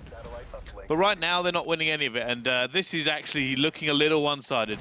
Well, Carbines is on 5-0, and this is certainly going to be another play, but he has to get through a couple of kills. First of all, it's just slid right past him. Oh my goodness, he's got to be shot in the back, and that's from Jack. 3-piece for Jack, I will say. Big clutch from him. But Watson is going to just stand still and prevail here as he defends now that reset. Well, they're going to try and fight for the control here again, but the problem is that Niall might end up making a kill and then picking this up and disappearing. They haven't done it quite far, and it is going to be LDLC who've actually pushed mid. But again, right now they've made a kill, and instead of trying to actually push forward and get something here, T2G are being a little bit more timid about it. It's hesitation all the time. Like, no one's got the drone now, they're making kills, but you've got to say, like this I'm not sure. Again, kills come back to back for LDLC, and look at them, pounce on it. They don't worry about pushing through. They don't worry about making that gap to begin with. They grab it and then figure it out from there. Every kill you make once you have the drone is a gap. It's a point where you can actually try to make it. You can get into a 1 position. You can whip it. You can go long wall run if you want to. Yeah. But however, we're going to see T2G now actually grab control of this drone. They've got 3 people in front of one bruh. Or Bauer. How do you say that? One bruh. I'm just calling him one. One bruh. One bruh. Gonna just call him the Wanderer because it kind of sounds like that. Oh, this is it. He should be able to make a 1 from here. Yeah, should be a nice 1-point play. No one to intercept. He's actually going to go for a 2. Nope, save 1, and I think that's definitely the right option for him there. Now with his Sunshine Camo, he's going to take down another 2. They should have taken this again. They should have already be going for another 1 here. Yeah, one of those players should have wrapped middle, and then maybe gone, down that drop and done a bit of wall running, gone for a 1-point play. And look what Watson's going to do here. He's all alone. He's not got support. He is going to back up. He's going to find his teammates, and it's going to be Shane and Carbines, and he's going to go with them. Carbines is slaying. 7-4 at the moment. Well, they're trying to push forward now. Has actually slowed down a little bit. And that for LDLC, that will be simply because they know they have 1 less gun on the map. But Shane's already made a big 2-piece to come in here. He's going to be taken down as he's weak. Watson's looking for it. He goes for the 1 as well. Yeah, he's secured that 1 for his team. Carbine's still slaying 8-4. And look where he's going, right to the back of the map. And he should find 1 here. He's going to tag him up, but he's not going to get that kill just yet. But they're going to be aware where he is. He's going to go down. Shane is trying desperately to stay alive. He's going to go down as well. Fight's going on here again. So we will like to see T2G just pick this up and go, and that's exactly what they look like they're about to do. Perfect play coming in from them. There should be a 1 here. He's going to go for it. Large boost. Should be able to go in, and it is going to. That's exactly what they should be doing. Well, someone has been watching the CWL and definitely not watching quicker. But it's gone in for a 1-point play now, and Carbine's 10-5 still. But I will say Jack has impressed me, both in the Hardpoint and this Uplink so far. Well, they are going to go down. Carbines will have this one again here. It's going to be a manual putt. Never mind. Auto pass. Didn't actually work out, though. Carbines will have it. A little bit of trouble. No armor left either. He's going to go for the one. Goes up, it goes high, it goes good at the same time. Another point on the board here for LDLC. Shane trying to hold down middle. He's got that tempest as well, but it's not the time to use it. Okay, well, Watson, he's going to just put another kill on the board, and that's going to be a headshot as well for him. One bro goes down. As the satellite drone. And look at that. They know there's players sitting there on head cover, so they don't even bother to challenge it. They're trying to pull them apart. They make him useless. They are literally pulling them apart. Very good way of putting it there, but now he's got to be putting through. And there you go, 2 kills straight down. He's going to push straight through Watson. He's got kinetic armor. Watson heat-waved him. And oh, no, Watson. Oh, no. That was a 1-point play that Watson stopped. It could have been a 2 with the kinetic as well. Yeah. Very easily. I but bet. again, LDLC aren't perfect at this game mode either. Bring this home. But that was pretty much a perfect example of what I was talking about, right? Is that they actually dummied side, they dummied mid again. They actually had a hole through mid, and they should have been a 1-point play regardless. Yeah. Is that actually? No, I was actually gone for a 2 there as well. Okay, well, kinetic armor was used, and that is going to be scored. And 7-2 is going to be the scoreline. No, 10 seconds left. Never underestimate a team. They can do incredible things here. 1-point plays can come in, but Watson, Oh, he's what done it are you again. doing? He's done it again. He's juked him out. He's 4, he's 3. juked 2 of them. Oh, the mantle's going to catch him off guard there as we go into the half price at 7-2. I do think pretty convincing from LDLC. A lot more convincing from the Hardpoint. I know it's hard to judge sometimes when you think, score lines of 250 to 170 to 7-2. The ratio, it doesn't really match up, but that's a dominating side there from LDLC. Yeah, it certainly was. I mean, there were still a few mistakes here. I wonder if that is full throttle from them, to be perfectly honest with you. I think realistically, it's going to be a little bit more one-sided this side. I think this is where we're going to see whether T2G have really practiced this game mode. Because I suspect if they end up losing a little bit of the kills or they don't grab it, then they're going to be in a bit more trouble when that relay comes through. Sloppy shots from Bozier there as Carbine cleans him up with an easy headshot. And Wombra, yeah, he's rotating back. I don't know where he's going. I thought they were going to rip it mid again, but they lost the kills. He actually headed back before they lost the kills, so... He needs to reset this. He must be going for the wall run. That's the only thing I can think of, that he wanted to get to the wall run and try that. I think it was just kind of rotating around and just staying alive, really. Shane's got the Tempest. Let's see what he can do. Well, he makes 1 kill, but he's going to go down. Still doing nothing? Still dead. Oh. Carbine's with the dirty 1 bomb then. And Scythe is available for him. Now, he's going to try and push forward here. They've got the kills. This is becoming very, very dangerous now for T2G. What you'll see is the way, depending on the way the kills go in this next few seconds, it'll either be a relay attempt or it'll just be another fight for mid-control. And however, Niles actually made a 2. He's hunting for 1, bruh. No, not able to make that one. So, good play actually from T2G. They shut that one down. That was a little bit dangerous for them. But they have managed to shut down. And Shane looks like he's now going all the way back for a wall run himself. But I wonder if he's just going to reset it and let his teammates. He is. He's baited them all the way out here, like he has done, and now 3 players for LDLC are all around the drone, and no one is there. I like that play from Shane. Scythe is out. This is where they can put the punishment down on T2G. Yeah. This is where it's dangerous. Because if they don't make these kills, which they have, Jack Ashton actually managed to get through and get that kill out. I was going to say, if they don't overextend here, which some teams end up not doing, you can really lose like 4, 6. I've even seen 8 points been lost here because you refuse to cut back. Yeah. Or, sorry, overextend and just cut it down. A lot of teams don't like the idea of giving away 4 points without realizing that giving away that extra 2 could end up costing them in the long run. Okay, well, 9-2 is the scoreline, and yes, they scored 2 in the first half, but I don't see T2G doing any damage. This is going to be a 2-point play, and it should be a relay. However, will the overextension come in? That's a big gunfight going down in the middle, and it is going to go Bozier's way as now does fall. Shane now swooping back, is going to pick a 1. They haven't done it. They're actually splitting their bodies. And Shane's actually seen the player there, and it's actually just going to drop in front of him. Shane's trying to stay alive. Now, it actually worked out a little bit better for T2G than it should have done. Yeah. LDLC didn't have the full setup there, so they actually got a little bit lucky with that because they split. You saw 1 player stay back. You saw 1 cut back down towards mid. They only changed 1 player with drone. LDLC probably could have capitalized on that if that 1 player hadn't got through mid. The one thing I do notice is non-CWL teams, they don't have interceptions. Yeah. They never have these interceptions, and again, look at Shane. He's just beaten. He's almost playing with them. Oh, Shane, this may end up costing you here. Oh, and there he goes. He's just happy flying around. Oh, they're in a good position. They are. This is where they need to capitalize. They need to make the kills here. Oh, lightning strike's been called in. I think that's from Niall, actually. Oh, Watson. He's going to take a couple off, and It should be a 1 at the very least. Don't know if that's good. It's no, it's not. on the roof. It's not. Oh no, it's dropped down. And there you go, ready for the pickup. And now LDLC can push forward. And as a team here, they're going to be able to push T2G right back. Oh, don't make that. Don't make that shot, Niall. That's outrageous. Shane. Oh, come on. Again, toying with them almost, pulling at their emotions. Hey, they call him the bamboozler, right? And that's right. And with 73 seconds left on the clock, I can only see this finishing one way. And just to remind a few guys, it is 2-0 to LDLC. If they do take this one, it will finish 3-0, and they will be progressing on to the next stage in the bracket. Of course, we will be bringing you another game today as well. But with a minute on the clock, let's see if the damage is over here, or is it going to get a little bit worse? It looks like it is. Wow, it does now seem 14-2. And this game is pretty much over here. We've actually seen bringing out the Vesper on this map's a little bit weird. But considering that I don't think he's doing a lot of slaying, eh. Yeah, definitely not his priority. You can see there all his team 20+.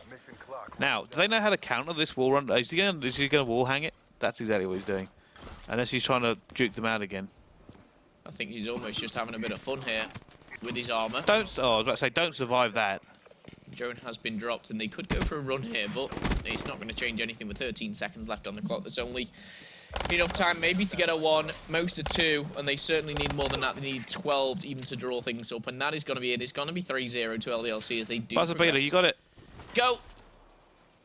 No. It missed. And I think that does show the difference. It really, really does. LDLC moving on to the next part of the bracket.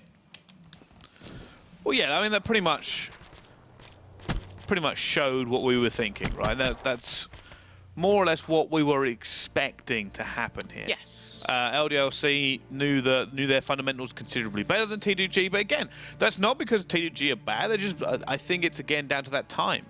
You know, obviously the guys from LDLC, even though they lose quite a lot, they still get to practice against the best in Europe. They do. They still have to practice that map a lot more. And I think that team will have practiced Hardpoint. They'll have played scrims. They'll have been into games where you know, they can play the Hardpoints, but they clearly haven't done their research on the Uplink. And I think that shows definitely in the one-point plays, definitely in the way it's structured, the hesitation. But it's definitely not something that can't be worked on. You know, these guys are amateurs for a reason. You know, they're up and coming. They're wanting to get better. Well, I think for me, that's pretty much what we expected. LDLC and 03. T2G are going to go out, unfortunately. I think, like I said, that uplink for me doesn't really show them out. We knew the Hardpoint was a very good show from them. Yes, yeah. And this is pretty much what they get to learn. You get to learn that, you know what, this is why this team is considerably better than us. They know this game a little bit better than we do. It's so dangerous to deal with ones from pro teams. That's because true. you're just like, you have to almost play in a completely different part of the map. You're playing at a lower level, you're like, oh, that's right, we can fight back here, and it's great because they might not make the ones. Pros will, and they'll bring them out of almost nowhere. You're thinking, oh, that's right, we've only lost one player. Well, actually, that one player is now giving them enough map control to get a 1 in. And then that's how dangerous it is. Come in and you know, a relay comes in, another 2 and another 2, and you're just like, you know what, we're fighting a losing battle here. But there is the scoreline: LDLC taking down T2G and progressing on to the round of 32. Of course, we will be bringing you another game, which we will we'll have a look at the games that are in hand. Of course, we don't know which teams are making it through. We don't know the bracket at this moment in time, which will be in there. So we will have a look at that one. We will be right back. Take an extended break, go and grab a drink, have a bite to eat, and me and Bryce will be back in a few minutes.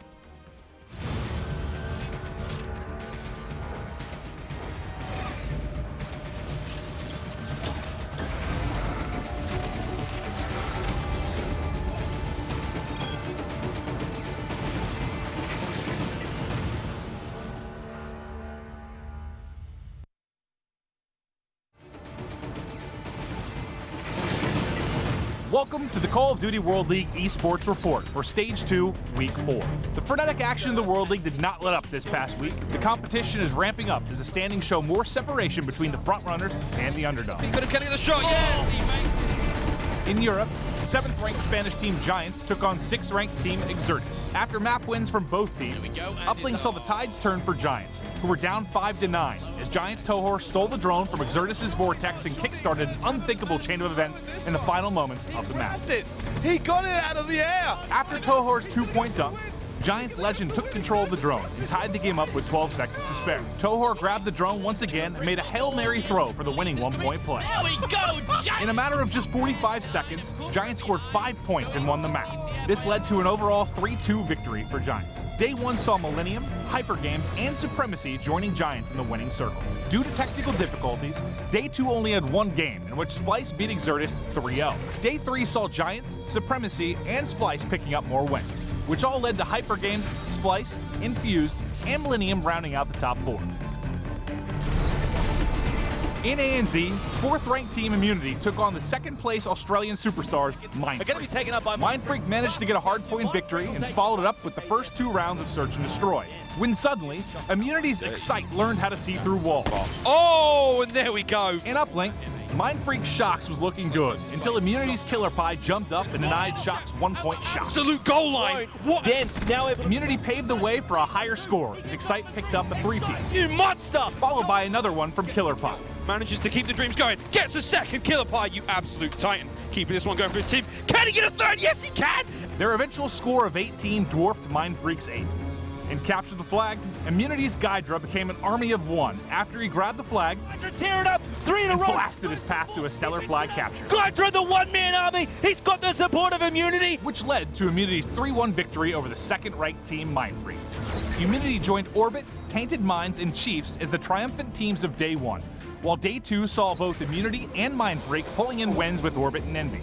Things remain mostly the same from Week 3 in the ANZ standings, with the exception of Excellence inheriting last place from Envy, who climbed 1 spot in Week 4. In North America this week, rival top teams Rise and FaZe faced off for the first time in the World League since the Stage 1 finals, where Rise came out on top. Free-firing, gets 1, now they're going to begin to change. See, look, it's changed to 2 more. Search and Destroy saw FaZe's attach in a 1v2 scenario as he popped his kinetic armor and took out Octane. He's getting down. Kinetic versus kinetic. Then it was down to a kinetic versus kinetic engagement around the rock. Attach. Try to stay alive. Slacks above him. Attach, beat. Attach got the kill, which led to an eventual map win for FaZe. In Uplink, Looney put his reflexes to the test as he made an excellent 1-point shot, miraculously took out FaZe's Enable. Bye. I'm taking my headset off. Goodbye. It all came down to Capture the Flag, where FaZe took the game into overtime. In the final moments, Rise reminded us why they're one of the top teams, when Rise's Slack popped his kinetic armor Picks up 1 kill. Turns the corner. There's the second as well. and killed FaZe's Zuma for the flag return, right as Rise's Looney made the final flag capture. Capture. Rise Nation take the series 3-1.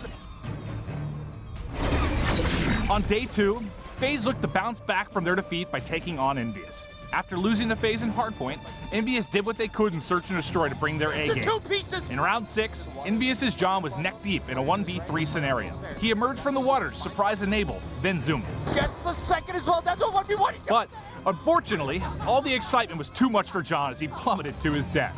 In round 9, JCap's dart took out FaZe's attach. Gets 1 kill. They know the final player has the dart. It eventually dove right into Clayster, which took him out and forced the 1v1. All right, that works. It came down to JCap versus FaZe's Enable, who was waiting and ready to pounce. Wait, he's going to check this.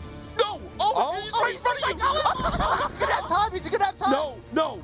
He doesn't. No shot. No shot. Oh. No way. Despite their best efforts, Envious lost the map to FaZe, who took the matchup 3-0.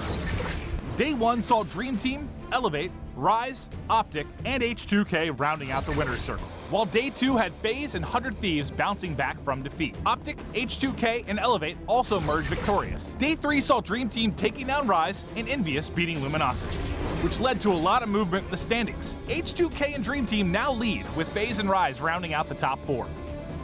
The competition will only get more intense from here, so be sure and tune in next week as we bring you all the action from the Call of Duty World League presented by PlayStation 4. Ledge boost here. Gets beat down.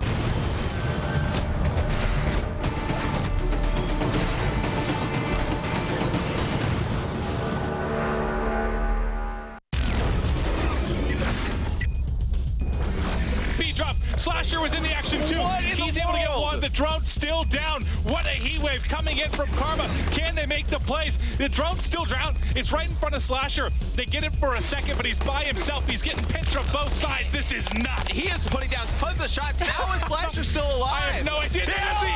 He gets another. The drone is reset though. So all this time, all he's done is at least keep them pinned. Slasher has gone on an unbelievable seven streak in their base.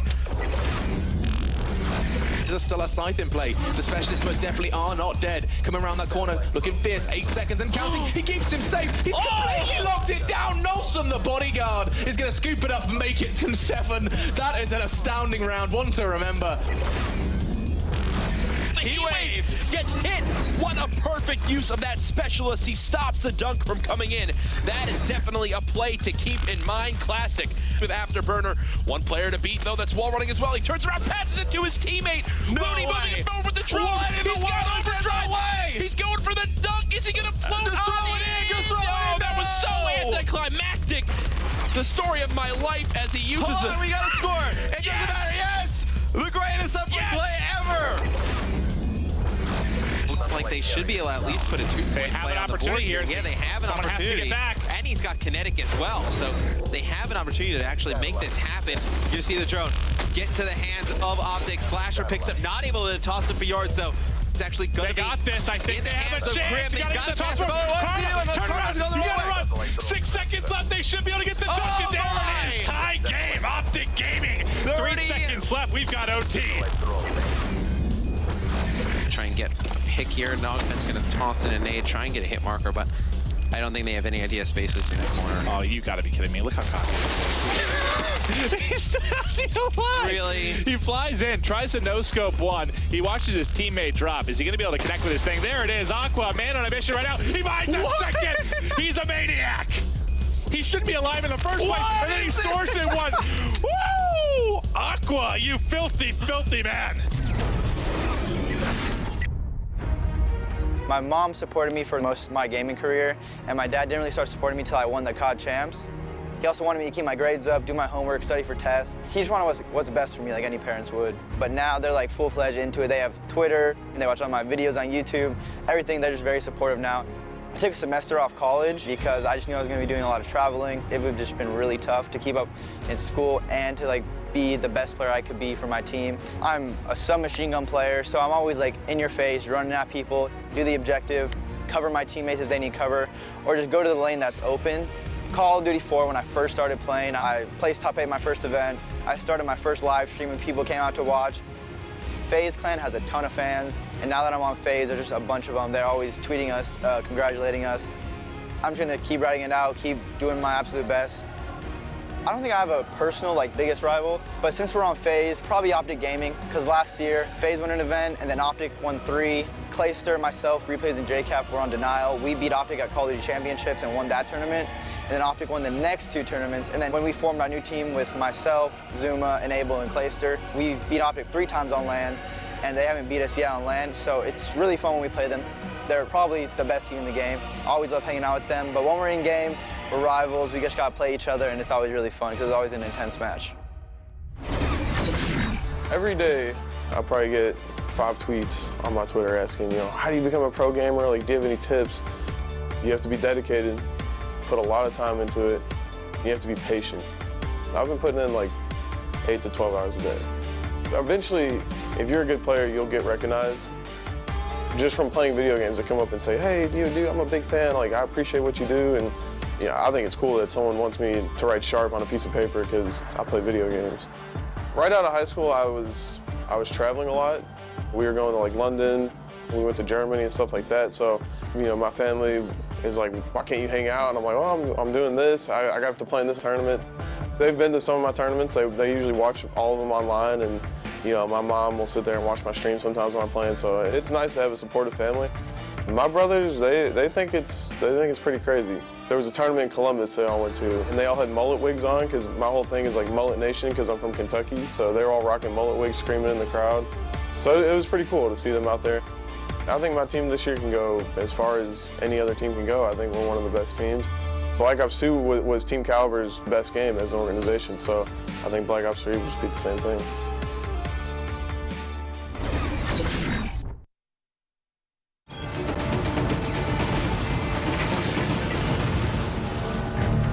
Call of Duty World League Esports report for Stage 2, Week 3. With the North American region in hiatus for the ESWC event in Paris, there was no stop to the action served up by Europe and Australia New Zealand.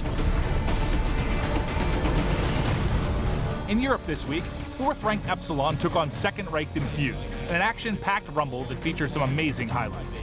After a Hardpoint map win for Infused, Epsilon's Reedy started off Search and Destroy with an off-the-cuff yet surgical snipe. Someone, I think. Which served as an omen for Epsilon's imminent map win. Reedy's physics-defying madness did not stop there. In Uplink, his shaky at best one-point shot bounced up to tie up the score. He was then able to gracefully reverse his wall run and take out Infused Urban. This is unbelievable. After losing in Search and Destroy in Uplink, Infused had an uphill battle to fight against Epsilon. In Capture the Flag, Urban once again went for a wall run, but instead of being the victim, he killed 3 before even touching the ground and continued to grab the flag and make the capture. Going for the juke. He's not even going to Surely not if he gets it. He even picked up a kill along the way. Oh my God, he's still going! Oh, he can do no wrong. They're lining up for him. And look at that cap. However, Infused took a major hit when Epsilon's Scraps piloted his dart, locked onto Urban, and took him out with an assist from Reed. Can Reedy do it? Epsilon's Moose eventually returned the flag and solidified the 3-1 victory for his team over the higher-ranked Infused. Epsilon joined Millennium, Exertus, and Hyper Games in the Day 1 winner's circle. Having beaten the #1 team Splice on Day 1, Hyper Games then beat Millennium 3-2 on Day 2, taking out 2 very strong teams. Hyper Games' 2 victories put them right at the top of the standings this week, with Splice falling 2 spots to number 3. In ANZ this week, 4th-ranked Team Immunity took on 5th-ranked Tainted Minds in a solid back-and-forth effort to climb toward the top of the rankings. Immunity held on to hope as Killer Pie busted out his specialist War Machine for a brief Terran bunker that tightened up the scores. Right there. Look at this. But it was Tainted Minds' Damage who eventually brought home the first map win for his team. Yes, he can. Search and Destroy saw Tainted Minds starting things off with a lead that eventually reached 4-0. But Immunity, with a huge comeback, surged ahead to ultimately claim the map in amazing fashion. At 1 point, separating these teams here, Wrath, and you can see In Uplink, Immunity's Gydra continued to impress as he tied up the round and continued on his scenic route. I like the scenic route. He's still going. He's actually going to survive here. Dude, he's all good. Not even a sweat for Gydra. Making it look easy. Which turned into a flank. Look at the flank. It was deliberate. Gydra, marry me. It all came down to Search and Destroy, where Tainted Mind's fate charged forward with the odds stacked against him in a 1v3 scenario. Oh no, and there it is. And that's where his story ends, as Immunity's Excite sealed Fate's fate and got the defuse. This led to Immunity's 3-2 victory over Tainted Minds. On Day 2, Tainted Minds looked to bounce back against 2nd-ranked team Mindfreak. Mindfreak established a strong lead over Tainted Minds in Hardpoint as Mindfreak spied up popped kinetic armor and cleaned up Palace with an 8 streak. Gets the tag on another, goes for 3. Can he get more? He's streaked out. This is a 6. Make that 7-kill streak as he's fully streaked out right now in a minute 37. Fighter is tearing up, holding down the Palace. He belongs here. This is his town. Moving on to Search and Destroy, after a ninja defuse from Mindfreak's Buzzo. Oh my God, he got it! With mere seconds to spare, Fighter was able to take out the final 2 members of Tainted Minds, leading to a round 11. However, it was Damage of Mindfreak who got the final defuse for the map win. In the corner, spots him. Damage gets the kill. Dance goes down and Damage. In Uplink, Tainted Minds would not go quietly as Damage, with 10 seconds left, snuck around the tank to tie up the game with a 2-point dunk. No, he does it. He seals the deal and ties it up. However, it was up to Buzzo of Mindfreak to make the final play of the map. Takes down the last player. 4 seconds left. At literally the last second, he boldly goes for it. Simultaneously, throws a Hail Mary and dies. And the drone goes in, resulting in a map win for Mindfreak. It all came down to another Search and Destroy round 11, where Mindfreak had Tainted Mind's Eminence pinned down in another 1v3 scenario. Eminence ignores his Vision Pulse in HCXD in favor of going into full-on Rambo mode, HCXD is at the ready. which did not work. Mindfreak dealt Tainted Minds their second 3-2 loss of the week. Day 1 in ANZ had Immunity, Mindfreak, and Apotheon claiming victories, while Day 2 saw Immunity, Orbit, Chiefs, and Mindfreak emerge as victors. Immunity succeeded in what they set out to do as they switched places with Tainted Minds from last week. Orbit, Mindfreak, Chiefs, and Immunity rounded out the top 4 for ANZ. Tune in next week as North America is sure to be back with a vengeance, joining in on the mayhem that is the Call of Duty World League presented by PlayStation 4.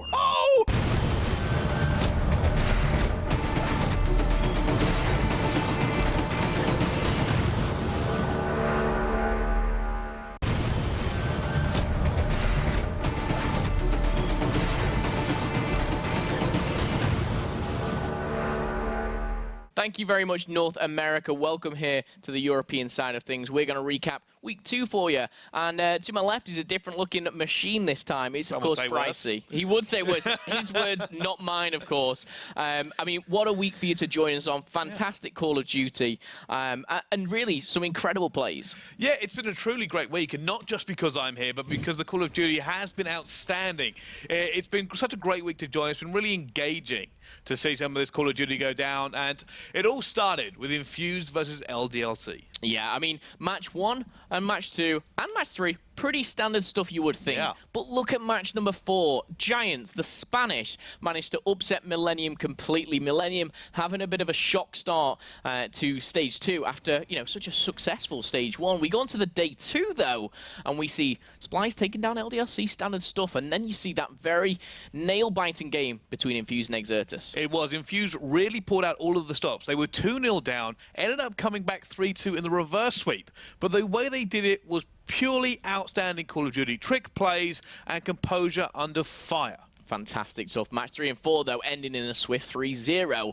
And, you know, getting back to what we would have predicted. Now, of course, me and Brycey have one game to highlight. We were so tempted with that Infused Exertus reverse sweep. However, it was actually Hyper Games versus Supremacy. Now, I just want to highlight this Hyper Games team because they stuck it out through stage 1. They've come into stage 2. They did well at the stage 1 finals. Really, really strong squad. It certainly is not the biggest names in this Hyper Games squad, but they are now making a name for themselves. Not only have they stuck together, but they are upsetting some of the bigger teams. Okay. Now, I do want to look at the flip side of things, though. That is Supremacy. This is a new organization to Stage 2, but also a bit of a different mixture of players. The one thing that I would say about this team is consistency. They've shown brilliance. They took down Millennium, yet they come into this one and unfortunately found the loss here against Hyper Games. What I do want to do is I want to throw you to that capture the flag, which was insane. I'm not going to ruin for you what just happened, but check this out. Was unbelievable. It was ridiculous. And now, oh my goodness, no, this cannot be happening. He's going to pick up the third, surely, with the help of Zed. And that's going to go in. They've gone from pretty much going down 3-1 to leveling things up 2-2 into the half. I've got to say, a massive, massive play that. And can he pick up Heatwave, can't see anything. Player didn't pick up the kill, though, so he just still heatwaved being and ran. chased. He has. Oh, look at this. He's going for it, though, and he's got teammates to block him here as well. Using that movement to full effect, going to go back towards mid. Should be able to get this one away, and he has. And that should be a cap. They're not going to be able to stop him now. However, Xerox is there. Xerox has got the Annihilator out. He has to make big plays. He's looking for it here. Can he get it? Gets it as well. Has now managed to get it away. Both teams are now spawning up. Nelson's busting out the Tempest. This could go right down to the wire. He's going to see one. Can he manage to get it? He's got one as well. That's going to slow them down just enough here. This could go either way between these two teams. We could be going to overtime. He needs to make it. Xerox is 1 second away. Heatwave, and he gets it in. 4-4. It's OT, baby. God! What is that heatwave that I've just seen? What a fantastic way to end Capture the Flag. That was insane, right? It certainly was. I mean, you pretty much had chills with it. Nobody expected. We'd almost written the game off towards the end, but what a turn of events. Specialist used everywhere, and what I do want to do is just show you exactly what it does to those standings. As Brycey, just break this down for me. Well, riding high at the top, Splice, the new roster, making the old half of Infused, half of Splice melded together, has started off well. Again, Infused looking like they were last season, 4-0 right now. Epsilon, again, devastated by the roster mania, but still 3-0. Then Hyper Games. XXL are now 3-0 as well in this league. But the big shock to everybody, Season 1 champions are 1-2. Oh, I mean, you don't expect Millennium to be middle of the pack. And then you go working down the line. Exertus 0-3 after a very tough spot coming up against the big Giants. And for me, Vitality, they need to pick it up. They certainly do. They're not really having a good start. It's becoming a little bit reminiscent of Pulse at the moment. We won't put them in that category just yet. But that has been the highlight for, obviously, the European side of things. Back to you guys in North America.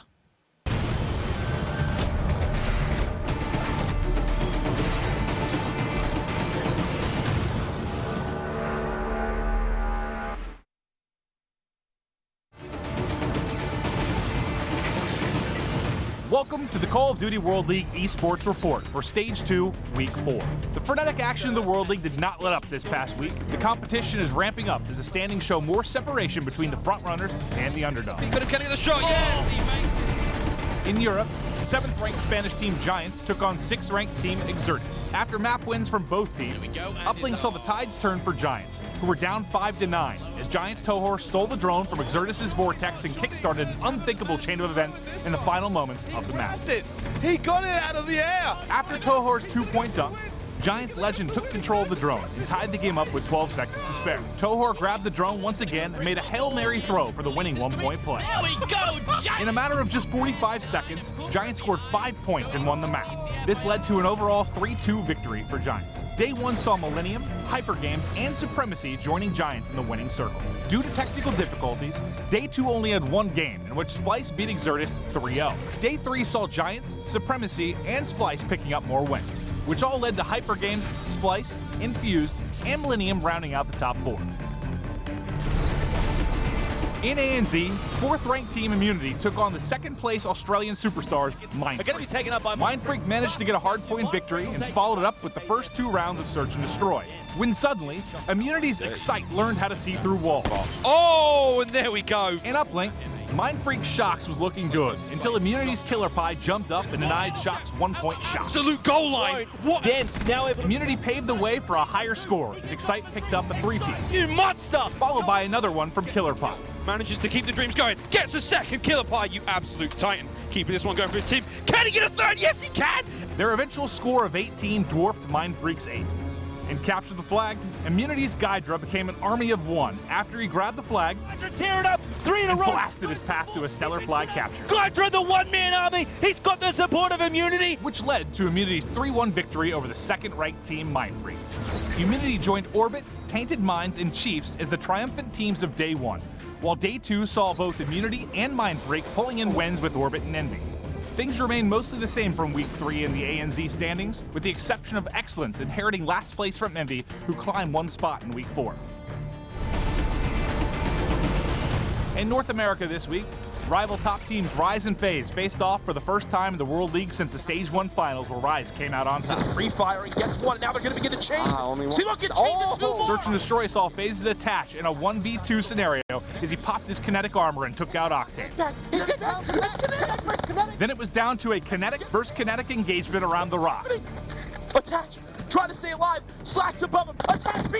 Attach got the kill, which led to an eventual map win for FaZe. In Uplink, Looney put his reflexes to the test as he made an excellent 1-point shot, miraculously took out FaZe's Enable.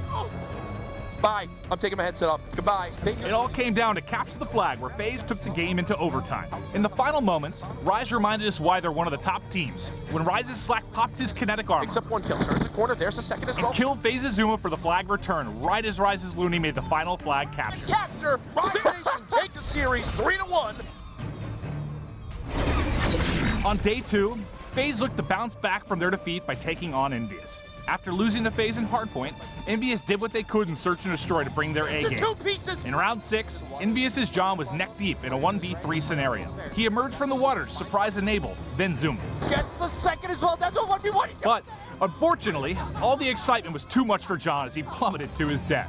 In round 9, JCap's dart took out FaZe's attach. Gets 1 kill, they know the final player has the dart. It eventually dove right into Clayster, which took him out and forced the 1v1. All right, that works. It came down to JCap versus FaZe's Enable, who was waiting and ready to pounce. No way he's gonna check this. No! He's right in front of you! He's gonna have time, he's gonna have time! No, he doesn't. No shot, no shot. No way. Despite their best efforts, Envious lost the map to FaZe, who took the matchup 3-0. Day 1 saw Dream Team, Elevate, Rise, Optic, and H2K rounding out the winner's circle, while Day 2 had FaZe and 100 Thieves bouncing back from defeat. Optic, H2K, and Elevate also merged victorious. Day 3 saw Dream Team taking down Rise and Envious beating Luminosity, which led to a lot of movement in the standings. H2K and Dream Team now lead, with FaZe and Rise rounding out the top 4. The competition will only get more intense from here, so be sure and tune in next week as we bring you all the action from the Call of Duty World League presented by PlayStation 4. Ledge boost here. Gets beat down!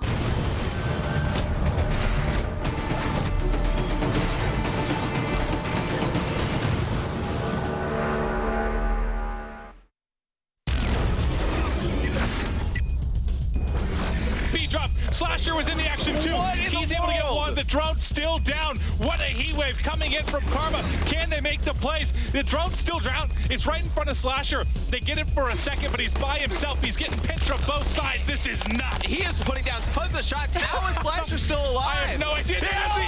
He gets another. The drone is reset though. So all this time, all he's done is at least keep them pinned. Well, Slasher has gone on an unbelievable seven streak in their base. There's still a scythe in play. The specialists most definitely are not dead. Coming around that corner, looking fierce. 8 seconds and counting. He keeps him safe. He's completely locked it down. Nelson, the bodyguard, is going to scoop it up and make it to 7. That is an astounding round. One to remember. Heatwave gets hit. What a perfect use of that specialist. He stops the dunk from coming in. That is definitely a play to keep in mind. Classic with Afterburner. One player to beat, though, that's wall running as well. He turns around, passes it to his teammate. Mooney moving forward with the drone. He's got overdrive. He's going for the dunk. Is he going to float on in? Oh, that was so anticlimactic. The story of my life as he uses Hold on, we got to score. It doesn't matter. Yes! The greatest Uplink play ever. Looks like they should be able to at least put a 2-point They have play an on the opportunity board here. Yeah, they have an Someone opportunity. has to get back. And he's got kinetic as well, so they have an opportunity to actually make this happen. You see the drone get into the hands of Optic. Slasher picks up, not able to toss it for yards, though. It's actually going to be. They got this. I think they have a chance. He's got to to toss pass it. the ball. Turn around. You gotta run. 6 seconds left. They should be able to get the dunk. And there it is. Tie game. Optic Gaming. 3 seconds left. We've got OT. Try and get a pick here. Nogman's going to toss in a nade, try and get a hit marker, but I don't think they have any idea spaces in that corner. Oh, you gotta be kidding me. Look how cocky this is. He's still alive. Really? He flies in, tries to no-scope one. He watches his teammate drop. Is he gonna be able to connect with his thing? There it is. Aqua, man on a mission right now. He finds a second. He's a maniac. He shouldn't be alive in the first place. And then he sourced in one. Woo! Aqua, you filthy, filthy man. My mom supported me for most of my gaming career, and my dad didn't really start supporting me until I won the COD champs. He also wanted me to keep my grades up, do my homework, study for tests. He just wanted what's best for me, like any parents would. But now they're like full-fledged into it. They have Twitter, and they watch all my videos on YouTube, everything. They're just very supportive now. I took a semester off college because I just knew I was going to be doing a lot of traveling. It would have just been really tough to keep up in school and to be the best player I could be for my team. I'm a submachine gun player, so I'm always in your face, running at people, do the objective, cover my teammates if they need cover, or just go to the lane that's open. Call of Duty 4, when I first started playing, I placed top 8 my first event. I started my first live stream and people came out to watch. FaZe Clan has a ton of fans, and now that I'm on FaZe, there's just a bunch of them. They're always tweeting us, congratulating us. I'm just gonna keep writing it out, keep doing my absolute best. I don't think I have a personal biggest rival, but since we're on FaZe, probably Optic Gaming, because last year FaZe won an event and then Optic won 3. Clayster, myself, Replays, and JCap were on Denial. We beat Optic at Call of Duty Championships and won that tournament, and then Optic won the next 2 tournaments. And then when we formed our new team with myself, Zuma, Enable, and Clayster, we beat Optic 3 times on LAN, and they haven't beat us yet on LAN, so it's really fun when we play them. They're probably the best team in the game. Always love hanging out with them, but when we're in game, we're rivals, we just gotta play each other, and it's always really fun because it's always an intense match. Every day, I'll probably get 5 tweets on my Twitter asking, how do you become a pro gamer? Do you have any tips? You have to be dedicated, put a lot of time into it. You have to be patient. I've been putting in 8 to 12 hours a day. Eventually, if you're a good player, you'll get recognized. Just from playing video games, they come up and say, hey, dude, I'm a big fan. I appreciate what you do. And I think it's cool that someone wants me to write sharp on a piece of paper because I play video games. Right out of high school, I was traveling a lot. We were going to London, we went to Germany and stuff like that. So, my family is like, why can't you hang out? And I'm like, well, I'm doing this. I have to play in this tournament. They've been to some of my tournaments. They usually watch all of them online, and my mom will sit there and watch my stream sometimes when I'm playing. So it's nice to have a supportive family. My brothers, they think it's pretty crazy. There was a tournament in Columbus they all went to, and they all had mullet wigs on because my whole thing is mullet nation because I'm from Kentucky. So they were all rocking mullet wigs, screaming in the crowd. So it was pretty cool to see them out there. I think my team this year can go as far as any other team can go. I think we're one of the best teams. Black Ops 2 was Team Caliber's best game as an organization, so I think Black Ops 3 would just be the same thing.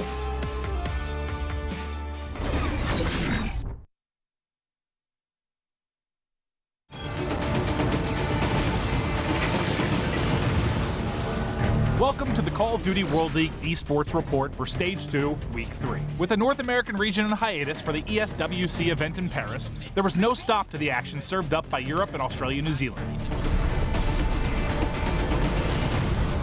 In Europe this week, 4th-ranked Epsilon took on 2nd-ranked Infused, in an action-packed rumble that featured some amazing highlights. After a hardpoint map win for Infused, Epsilon's Reedy started off Search and Destroy with an off-the-cuff yet surgical snipe. So 1-0. Which served as an omen for Epsilon's imminent map win. Reedy's physics-defying madness did not stop there. In Uplink, his shaky at best 1-point shot bounced up to tie up the score. He was then able to gracefully reverse his wall run and take out Infused Urban. This is unbelievable. After losing in Search and Destroy in Uplink, Infused had an uphill battle to fight against Epsilon. In Capture the Flag, Urban once again went for a wall run, but instead of being the victim, he killed 3 before even touching the ground and continued to grab the flag and make the capture. Going for the juke. He's not even going to... Surely not if he gets... He even picked up a kill along the way. Oh my God, he's still going! Oh, he can do no wrong. They're lining up for him. And look at that cap. However, Infused took a major hit when Epsilon Scraps piloted his start, locked onto Urban, and took him out with an assist from Reedy. Can Reedy do it? Epsilon's Moose eventually returned the flag and solidified the 3-1 victory for his team over the higher-ranked Infused. Epsilon joined Millennium, Exertus, and Hyper Games in the Day 1 winner's circle. Having beaten the #1 team Splice on Day 1, Hyper Games then beat Millennium 3-2 on Day 2, taking out 2 very strong teams. Hyper Games' 2 victories put them right at the top of the standings this week, with Splice falling 2 spots to number 3. In ANZ this week, 4th-ranked Team Immunity took on 5th-ranked Tainted Minds in a solid back-and-forth effort to climb toward the top of the rankings. Immunity held on to hope as Killer Pie busted out his specialist War Machine for a brief Terran bunker that tightened up the score. Right there. Look at this. But it was Tainted Minds' Damage who eventually brought home the first map win for his team. Yes, he can. Search and Destroy saw Tainted Minds starting things off with a lead that eventually reached 4-0. But Immunity, with a huge comeback, surged ahead to ultimately claim the map in amazing fashion. Well, at 1 point, separating these teams here, Wrath, and you can see... In Uplink, Immunity's Gydra continued to impress as he tied up the round and continued on his scenic route. I like the scenic route. He's still going. He's actually going to survive here. Dude, he's all good. Not even a sweat for Gydra. Making it look easy. Which turned into a flank. Look at the flank. It was deliberate. Gydra, marry me. It all came down to Search and Destroy, where Tainted Mind's Fate charged forward with the odds stacked against him in a 1v3 scenario. Oh no, and there it is. And that's where his story ends, as Immunity's Excite sealed Fate's fate and got the defuse. This led to Immunity's 3-2 victory over Tainted Minds. On Day 2, Tainted Minds looked to bounce back against 2nd-ranked team Mindfreak. Mindfreak established a strong lead over Tainted Minds in Hardpoint as Mindfreak's Spida popped kinetic armor and cleaned up Palace with an 8 streak. Gets the tag on another, goes for 3. Can he get more? He's streaked out. This is a 6. Make that 7-kill streak as he's fully streaked out right now in 1:37. Fighter is tearing up, holding down the Palace. He belongs here. This is his town. Moving on to Search and Destroy, after a ninja defuse from Mindfreak's Buzzo. Oh my God, he got it. With mere seconds to spare, Fighter was able to take out the final 2 members of Tainted Minds, leading to a round 11. However, it was Damage of Mindfreak who got the final defuse for the map win. In the corner, spots him. Damage gets the kill. Dance goes down, and Damage. In Uplink, Tainted Minds would not go quietly as Damage, with 10 seconds left, snuck around the tank to tie up the game with a 2-point dub. No, he does it. He seals the deal and ties it up. However, it was up to Buzzo of Mindfreak to make the final play of the map. Takes down the last player. 4 seconds left. At literally the last second, he boldly goes for it. Simultaneously, throws a Hail Mary and dies. And the drone goes in, resulting in a map win for Mindfreak. It all came down to another Search and Destroy round 11, where Mindfreak had Tainted Mind's Eminence pinned down in another 1v3 scenario. Eminence ignores his Vision Pulse in HCXD in favor of going into full-on Rambo mode, HCXD is at the ready. which did not work. Mindfreak dealt Tainted Minds their second 3-2 loss of the week. Day 1 in ANZ had Immunity, Mindfreak, and Apotheon claiming victories, while Day 2 saw Immunity, Orbit, Chiefs, and Mindfreak emerge as victors. Immunity succeeded in what they set out to do as they switched places with Tainted Minds from last week.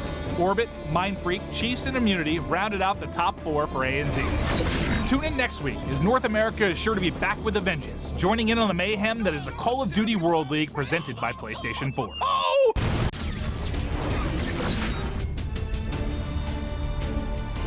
In one of the more fast-paced modes in multiplayer, Hardpoint sees 2 teams rushing to secure a specified territory on the map. Once a location has been locked down, the team holding the position has to fight to protect it. If players from both teams are within the hardpoint, the area is considered contested until only one team remains in its location. During gameplay, the hardpoint territory will respawn several times to a new location, forcing all players racing to lock down the new area every 60 seconds.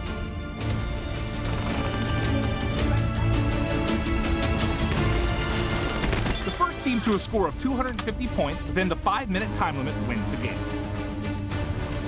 Stand your ground in this take on King of the Hill, as every second counts.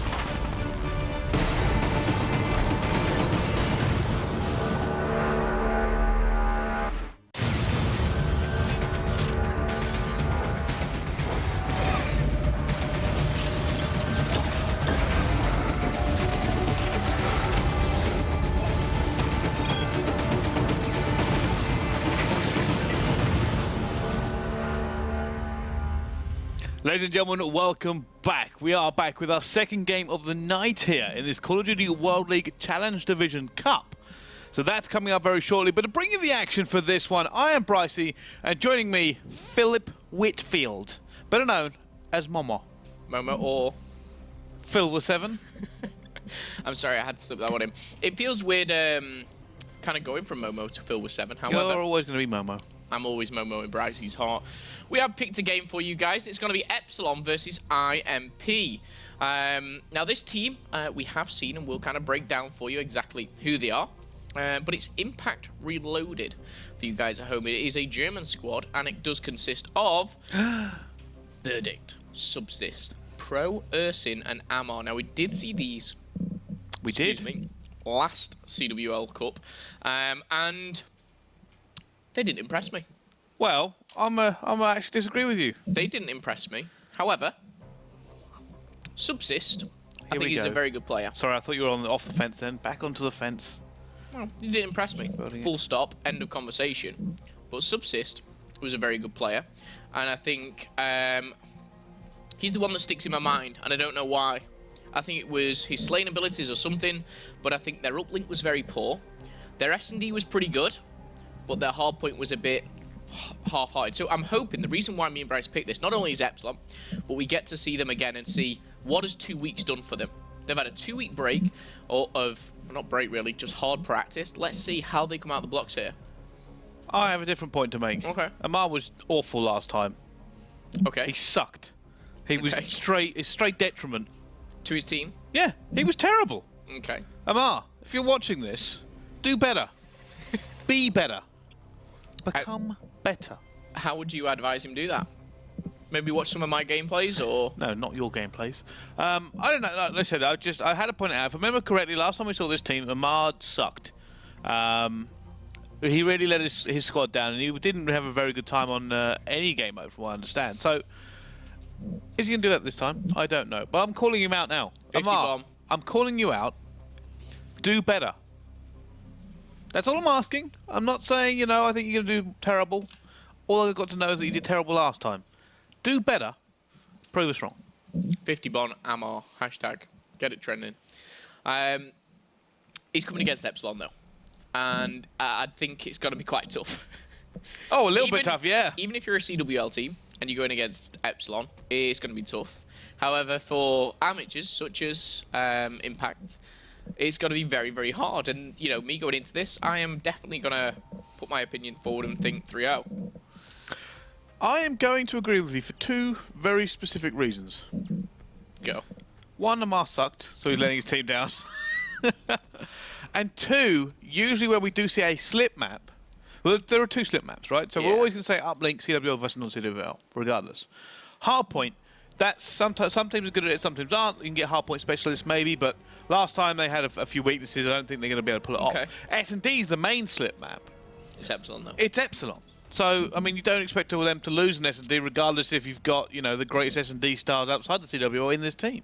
Okay, well, me and Brycely are firmly on the side of Epsilon in taking this victory. However, we'll see what the boys of Impact Reloaded can bring towards this team. Of course, that is with Amar, Verdict, Ursin, and Subsist. I've got my eyes on Subsist, though, because I believe he was rocking a VMP. And actually, it was on this map. and he was doing some real work with them. Not sure if this was the mode he was playing, but it was a bit of a crazy one to watch. Let's see if he can do anything else or any different things here. All right. Anyone you're watching from Epsilon, maybe? Well... Oh, hang on a second. A new challenger has entered the arena. Realize JT, an old veteran. Scrapsy, from what I understand, Scrapsy's out. At least he got a new haircut, from what I understood. He took it out. And I think it's his birthday tomorrow. Oh, well, happy birthday, Scraps. Yeah. So they got Realize JT in here. Now, fortunately for them, Realize JT has been known as an AR in the past, so that shouldn't change up the game mode too much. They'll take over what Scraps does. Is he as good as Scraps, though? That's the real question. No. No, I don't think so either. But Realize still wants to prove himself. Realize wants to be in a CWL team. Okay, well, I can appreciate that. He's been around in Call of Duty for many, many years.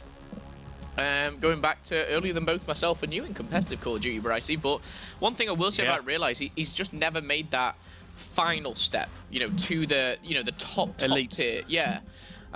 Because he's had stages in his Call of Duty career where he's, been top 8 or whatever it was, but he's just not made that final step.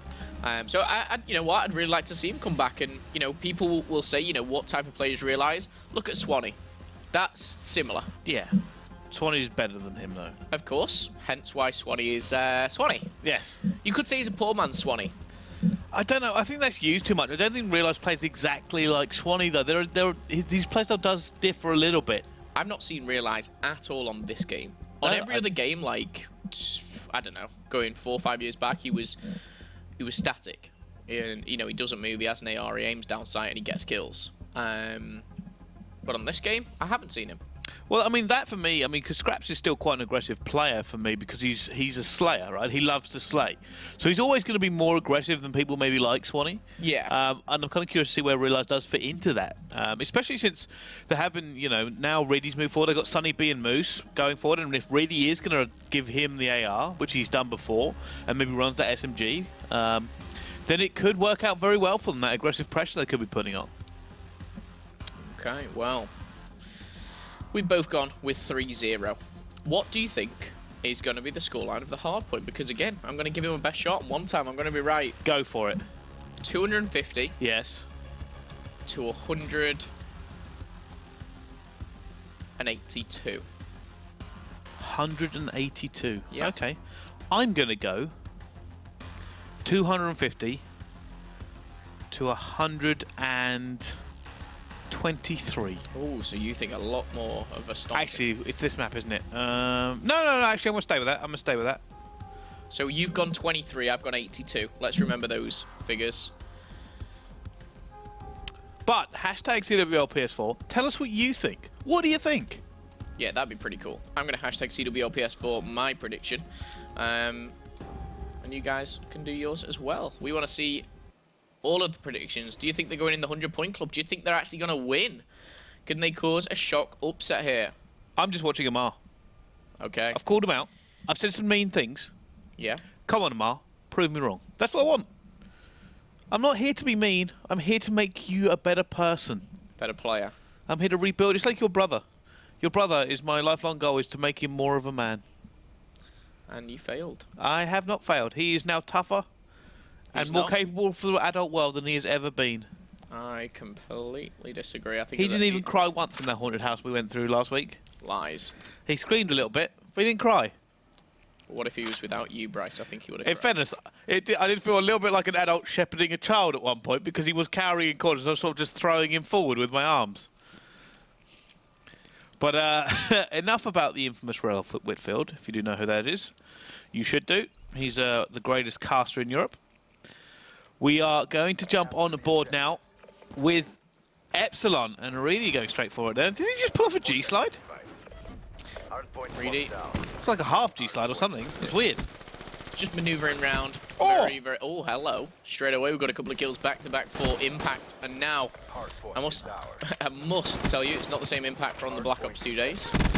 But Subsist. Oh, thanks for that. I was really confused where Parasite and Killer were. Well, they're not here, Bryce. I've put your mind at ease. Subsist is 3-0 and has started as hot as ever. Amar, 2-1. Go on. But when he's taking down Realize, really is going to get a couple of kills. Oh no, just one as Sunny B also adds to that. And if you are just joining us, we are of course not seeing Scraps, we're seeing Sunny here.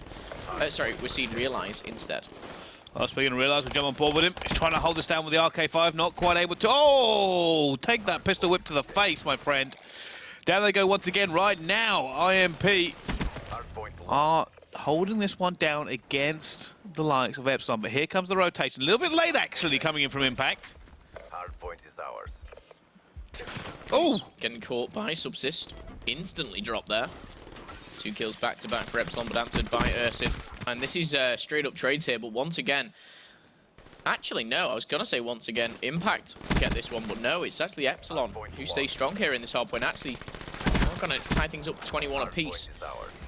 Sunny B trying to take the lead here.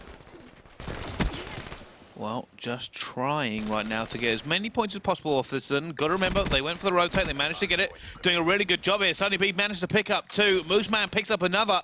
Great break actually coming in there from IMP, but it was deflected. Epsilon said no, and a lot of that was down to Sunny B. Yeah, Sunny B's on a 6-kill streak. If possible, just flick on board with him, see what he's doing. He's got his Cerberus already, Bryce. He has. I'm actually realised they're back at the end. Who's that wall running? I'm trying to grab the ball. It's Moose. Moose is going to run around the back, but they have seen him. Surely you can't win that gunfight. He isn't going to be able to either. Sunny B is looking for this break here. This may be a position when he actually thinks of using some streaks. Sunny B picks up another kill. Oh, he's looking for it again. Sunny wants more. Is he going to Surely find not third? Sunny. Oh my goodness, that would have been a nice little chain kill there, but not going to happen. And Sunny B spawning out a little bit, but Epsilon do take the lead. It's about 25 points as Here comes the break. 20. Lightning Strike has been used. It's going to push him towards the back. Sunny B is awesome with the VMP at long range, I'll tell you that for free, but Ursin does get a double kill and Realize trying to do his best there to get back, and this is so back and forth, Bryce. Subsys 15 and 7 right now. However, there is now a Cerberus on the map here, so they're going to have to bring out some EMPs. Start locking that one down. That Cerberus actually got indoors. So I've had enough of this. We'll be watching one of the entrances though, which isn't too bad for them. Heatwave is available for Reedy, not going to use it. Subsys making that his stuck, 16th kill. unless it was EMP'd. Should be able to see it here. It is EMP'd. Yeah, it's on the move again now. But Epsilon spawning out here. They are, however, they've let Moose get in. Moose has got active camo. It's been, the heatwave comes to absolutely nothing. Yeah, tried to get that active camo, and in the end, he did with the gunfight. But I've got to say, IMP doing some business here to Epsilon and getting right back in the game. However, that Cerberus is now in the hill. Cerberus has spent more time in the hill than Epsilon have right as they got into glass. Oh, and those trophies were trying to protect that Cerberus, but it doesn't happen. The Cerberus actually got him a fair few points though. Mooseman trying to do a little bit of work. On board with Realize. And he's actually heading around the back here now, bearing in mind they're going towards mid, and it looks like Epsilon are content to actually hold this one down. Realize just trying to use his AR skills, but unfortunately Subsist is going to come and clean it up regardless of what happens. Yeah, it's going to be a trade there, but in favour of Epsilon actually, as Moose does pick up one, so he's going to pick up another, and Subsist still going. Subsist, honestly, constantly impressing me here. 23 kills already, and you know what, Bryce? Amar, 6 and 16 again. It's he's not having the best of games. I know he was one to watch for you. He was. I said last time I watched him, and you know me, I'm honest and blunt about my opinions. He did kind of let his team down, I think. So this time I was hoping he'd do a little bit better here, but it's never easy to play against a professional team. I said I know I've been doing it in the last couple of months, playing a lot of 8s and GBs with these guys. And they, honestly, it's like playing against wizards. And obviously, Momo, you're an ex, semi-pro yourself. Wow. Sorry, it's hard for me to say that without using the word semi. Well, hard and semi, not usually used in the same sentence, but Amar is going to be 8 and 18 at the moment. I think they're using the same sentence quite frequently, actually. 100 to 90 right now. Very close game. And there you go. Full streaks are unlocked for Reedy. Reedy actually using the Cuda, Bryce. He is. I mean, he's been switching it up a little bit recently. We know that. We saw him actually with a VMP earlier as well. So, for me, I think Reedy's become kind of the main leader of this team. You remember Moose can be quite a silent figure, just does his job, gets out of the way. Sunny has some experience at this level, but as I said before we actually came into Black Ops 3, I said he's been, for me, a criminal underachiever. I think he's been playing with some of these players for years and has never really got his shot. This is the first time, in my opinion, that we've seen Sunny where he deserves to be. Yeah. Sunny B, I mean, back when I was playing, was always kind of fighting for a spot, and he's just kind of got better and better and stuck at it. That's the main thing, is he's consistently just grinded, and it's really paid off for him. So it's good to see someone who puts a lot of time and effort into something get rewarded, and Epsilon are going to be rewarded with about a 25-point lead here going into this next rotation. Yeah. Realise actually is now trying to play for streaks. Oh, doesn't manage to get that one out, unfortunately. And speaking on Sunny some more while we're just watching this rotation happen, I think, like I said, I first heard of him when he was playing with Magcat and co for quite a while. And that's really made me notice. I'm sitting there going, this guy's okay. I mean, Magcat, play with him. By the way, Moose, that was disgusting. That was so tactical. And look at the amount of just fire coming in from Epsilon, just trying to hold this one off. They're not doing it great. They've used a lot of streaks to kind of get it. But Moose comes in, does his job. Surely not. Moose. Massive three-piece from him, and they're bringing in the lightning strikes again. Realise brings them in as well. Moose is actually going to come right behind him. He's going to extend his streak to 3. No, gets an assist. He's already on 3, should I say. He's 18 and 22, though. And then he's going to be caught off guard, and that's going to be from Ersin. And that Hellstorm missile. How many members of Epsilon have streaks, by the way? Yeah, I mean, that's the difference right now. Is, you know, it's a 50-point game, but the score streaks that have come in have really helped Epsilon here. They certainly have. Anyway, as I was speaking about Sunny, I said it took a long time for any team to really take a chance with him. And I think since they have, I don't think he's ever going to be, like, discounted much again. Even if it's Epsilon roster split up. Like you said, he already was in, what, TCM? Yeah. And then he's upgraded now into Epsilon. That's right. He's worked his way up, and you know that's what it is from a pro player. Is you've got to go on a team, and if you're in a top team like TCM, to first of all outshine all the other players and then be picked up is such a hard task, and not one you really aim to do. You know, you join that team wanting to do well, but sometimes Sunny B did outshine them, and you can see why that is why Epsilon took a chance on them. Amar there does go down. Moose is going to pick up the double. Moose is actually starting. I think he's starting to heat up a little bit. Maybe not. A little bit difficult for him to make that one. Tries to get the second, not quite able to either. Really does go down as well.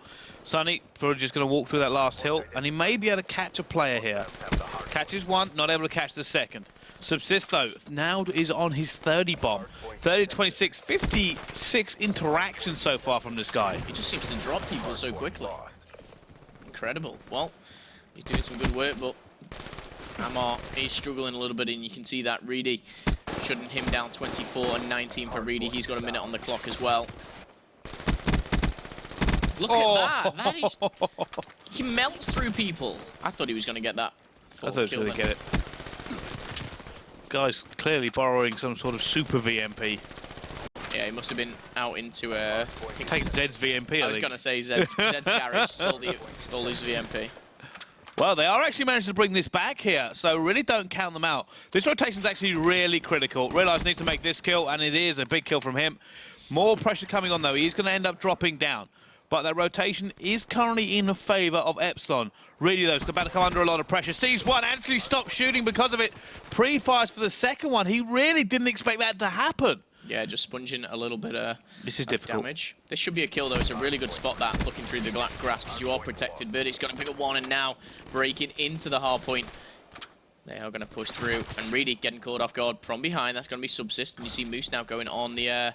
oh, he's actually going low. Oh, too low. That is too low. It's about as low as you can go. However, they can't break this. Epsilon could be in danger of going behind here. They've now spawned out massively.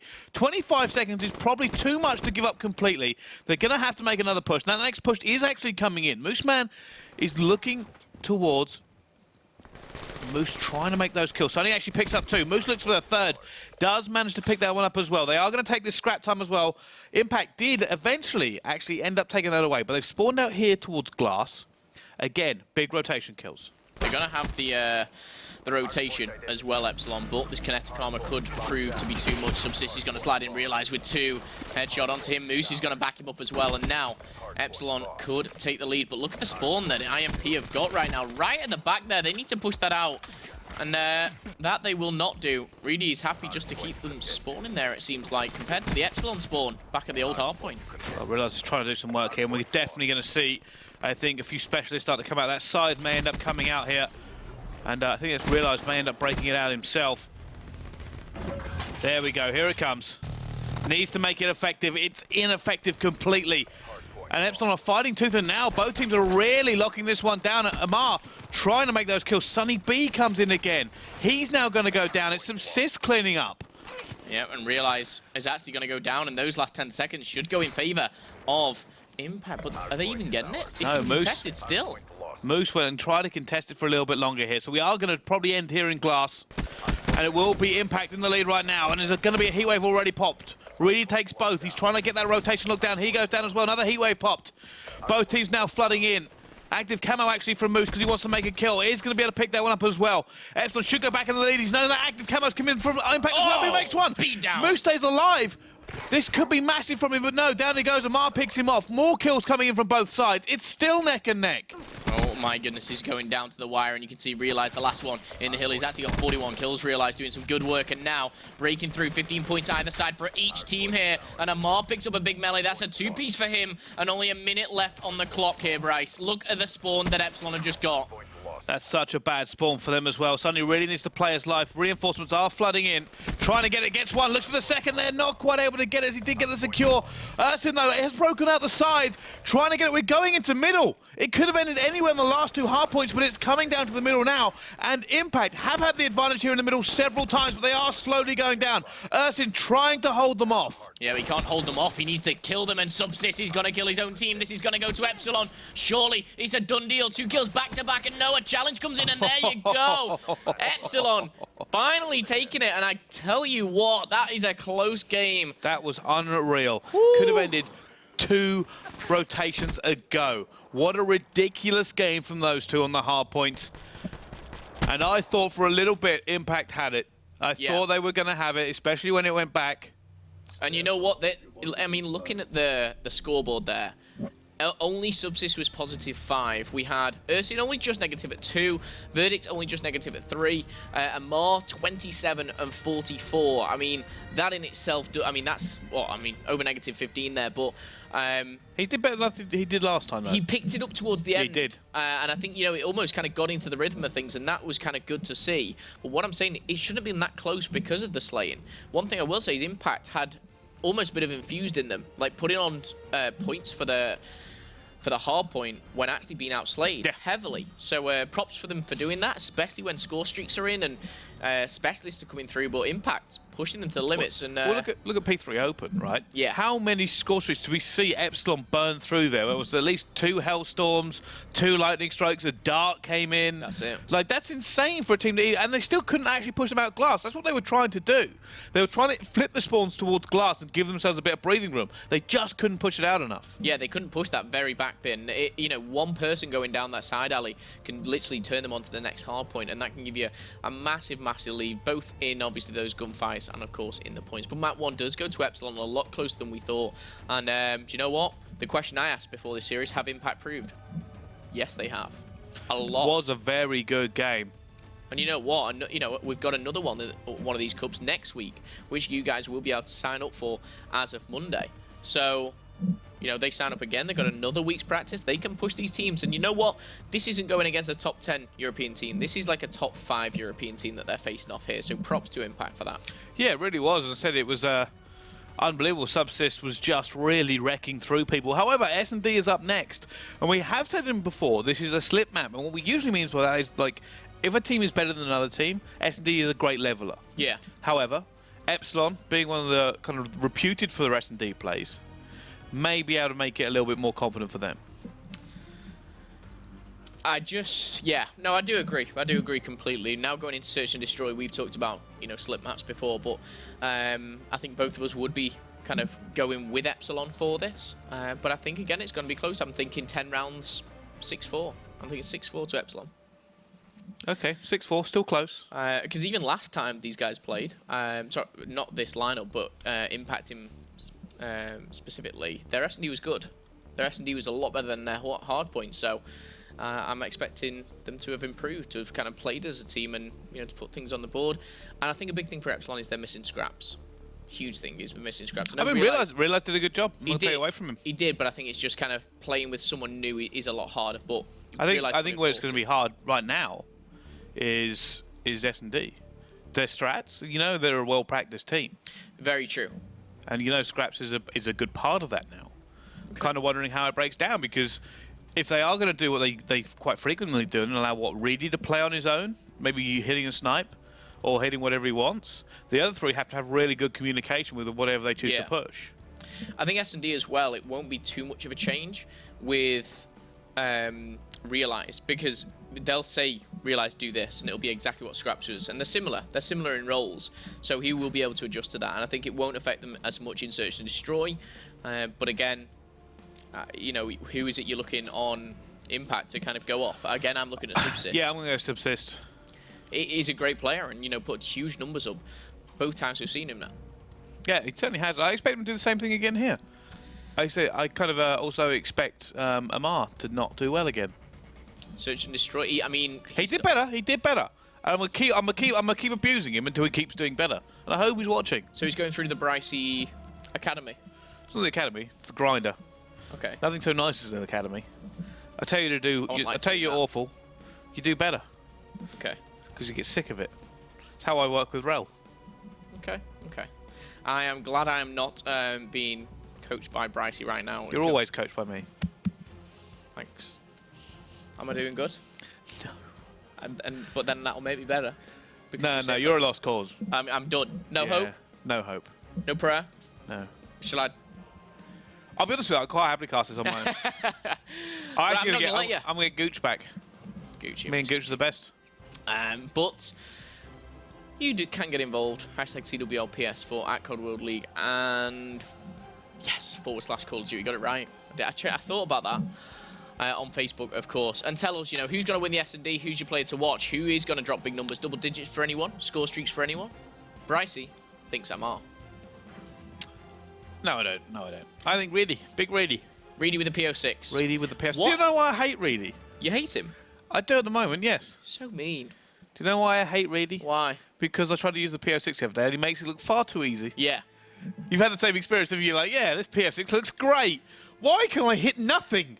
This is outrageous. I have moments of like brilliance, think this is the best weapon, then I see someone like a little bit too close, I'm like, just everywhere. You're like, I've got him, oh, he's moved! No, it's like, I've got him, you shoot, and then he moves, and you're like, oh, I've got to kind of carry on with him. I think it's very hard to kind of master it, but it's something that it really just makes it look so easy. I'm sitting there going, yeah, I'm going to take a PO6. Watch this. That's why it's a profession. And then I'm like, I got most of my kills with the L-car. I run them on the second. Yeah. There's the secondary there.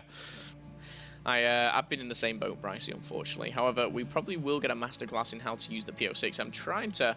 I mean, we will get a clarification on what map we'll be going on to on Search and Destroy. It might have been Redwood. I've got some... Yeah, Redwood is the map that we will be going on to. Some PO6 coming out?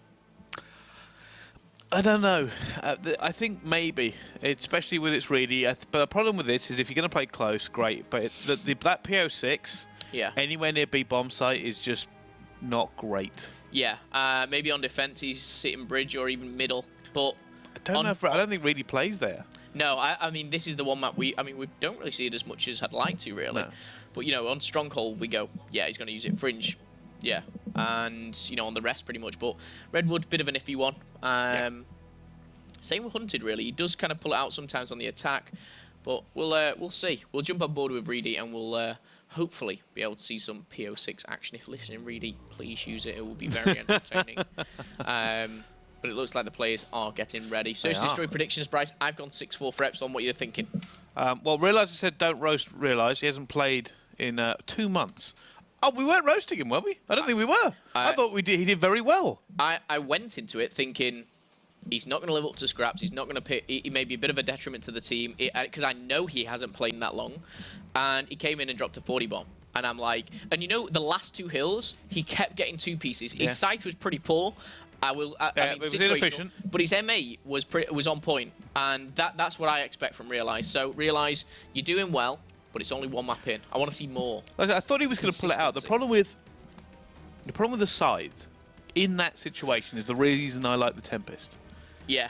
For me, to use a size that effectively, you have to have body screening you. You have to be in a more stationary position. Obviously, if you're going to go up and challenge with a scythe, you're kind of like, hopefully. With the Tempest, you can kind of jump in and you can just bang somebody and then switch, right? Just one shot, go, and change. You can all, like, with the Tempest, like you said, you can jump in and almost shoot it. So it charges up and then just be like, oh, there he is, and you can lock onto it. If you miss, get another zap out straight away. The scythe, it's that. He, like we realised it, he aimed it in, and then it's like you're stuck. It's like you've got no elbows and you're a T-Rex, and you got to walk around like this. Imagine being a T-Rex trying to be in a gunfight, and he's over there, and you got to go all the way this way. Whereas if you have long arms, you just turn. I'm not sure it's the arms that prevent you from turning. I think it might help because he goes like this, and he can't. What? Yeah, but how does the arm stop the T-Rex from turning? I mean, the T-Rex should still be able to turn fine. I've seen firsthand T-Rexes with weapons. So I've got 100% Is this the upcoming Jurassic Park 7? This time it's awful. No, it's Call of Duty Jurassic Park 8. Oh, okay. Someone's not done the research, clearly. Revenge of the Gingers, that one's title. Where we all come through and prevail and we rule the world. Against the T-Rexes. Me and the T-Rex. Just me. I'm Just the only you. ginger surviving. Is it ginger T-Rexes? Because that would truly be horrifying. It's Momo Rexes. Momo Rexes. Yep. They've combined your DNA with that of a T-Rex. Yeah, so when it comes at you, it's ginger. Completely not scary? Ginger. Have they just banned the PO6 out? Oh, there you go. Somebody has I been just watching spoke for 5 minutes, and it's somebody's been watching the sports. CWL. If they were listening to us, though, they would have said we don't actually expect to see it that much. And the worst thing is, the PO6 usually is taken because there's a ban actually coming into the normal sniper rifle, the SVG. However, that's impressive, to be so scared of a PO6 that you ban out a PO6. Reedy, are you sitting back going, mission accomplished? Funny enough, he is. Have you seen Twitter? No. He says he's made it. Oh, right. when you get banned out like that, you've made it, apparently. Okay. So, everything else pretty standard here. Yeah. They're nothing out of the ordinary. Overkill. So it means he's just, if you ban out the PO6, he's just going to use the SVG. I mean, the SVG, I mean, at least with the PO6, although he makes it look easy, and we have said that, realistically, it's still not what you banned. No. It's because he just uses an SVG. Yeah. I mean, most people ban out the SVG and he goes onto the PO6. No, I don't think anybody's ever banned out the PO6 against him. It is literally the moment he's sat there going, we made it. I've just found out. Apparently, Jerd has just joined the agency. Really? Yeah. Can I see that just for a second? On Uplink. What was the total score, though? I don't know, but Madcat's tweeted out that Jerd has joined the agency on Uplink. How on earth do you even do that? It's not serious. That's what happens. To have 7 interactions in a map is not serious. Might be in a half. Oh, it could be. Yeah. Maybe he was just running the drone. I've played games where I've just said I'm just going for objective. Bit of troll mode activated. Just had news that Fab made it through to the next round. Of course, Kid assisting Brand. They won 3-2 though. A lot closer. A lot closer than a lot of people expected. All right, predictions. You've gone 6-4, correct? Yes. What about 8 and 9? I'm gonna go 6-5. That's my prediction. To who? Epsilon. Okay. It's gonna come down to a bit of what has been referred to as squeaky bum time. And I think just the advantage that Epsilon will have in that scenario will put them through. And then we go on to the uplink, and it's CWL versus non-CWL, and then that's easy. Yeah.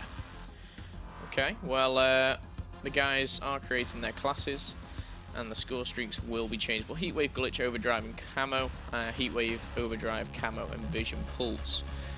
I want to see a bit of Realize on this. I just want to see a bit more of him. See what he's got in S&D, because he was a great S&D player, you see, back in the day. He was, I would say, his best game mode. All right. Well, let's find out if that's true, Momo. Realise joining a great S&D team and an S&D king himself. Let's have a little look how this one is going to go down. And just got confirmation Millennium won their game 3-0. And that's actually the round 64 game. They've only just finished that. Oh, wow. Well, some... it's the thing with online cups, you know, you get teams progressing further and quicker. Yeah. What about Hyper Games? I wonder what Hyper Games are up to. They're probably onto the CTF because they've lost the Uplink. No. They actually still have a pretty good Uplink record, actually. They do. They're very good. They just outslayed their whole team. They just continue to punish the other teams so they get a lot more opportunities. We've seen enough of Hyper Games to last a lifetime. But... Double snipe. Where's Reedy going? He is going for an incredibly long shot. My goodness, that would have been so... I mean, me and you just went silent then for a second. I just wanted to watch. That's all I cared about. Now, I think Amar also has a sniper. Sunny B's already picked up first kill. Moose says, you can't miss that shot, mate. What are you doing? That's what he said. That was actually Moose. I thought it was Moose. It sounded a little bit like him, actually. Oh! Reedy's been aggressive with the sniper. It's so devastating when you hear that sniper bang, and now Verdict is cowering in the water. He's going to have to come up for air, though. Not for long as he does go down. He's going to challenge Reedy. Oh, he's seen a leg. No, you're blind! You're blind! No! Oh, no! No! My head's in my hands. Reedy's going to be sitting here going, what on earth are you doing? I honestly, I don't want it. I can't do this anymore. Switching operation ready point. Goodness sake. Come on. I mean, it's not going to change it. 0-1 for all of Impact there. Oh, that should have been a guaranteed kill just to take Reedy off his streak at least. No. Hold that L. Well, let's go on board with that bomb carrier, Sonny B. I just want to see where he's going. Reedy's gone down.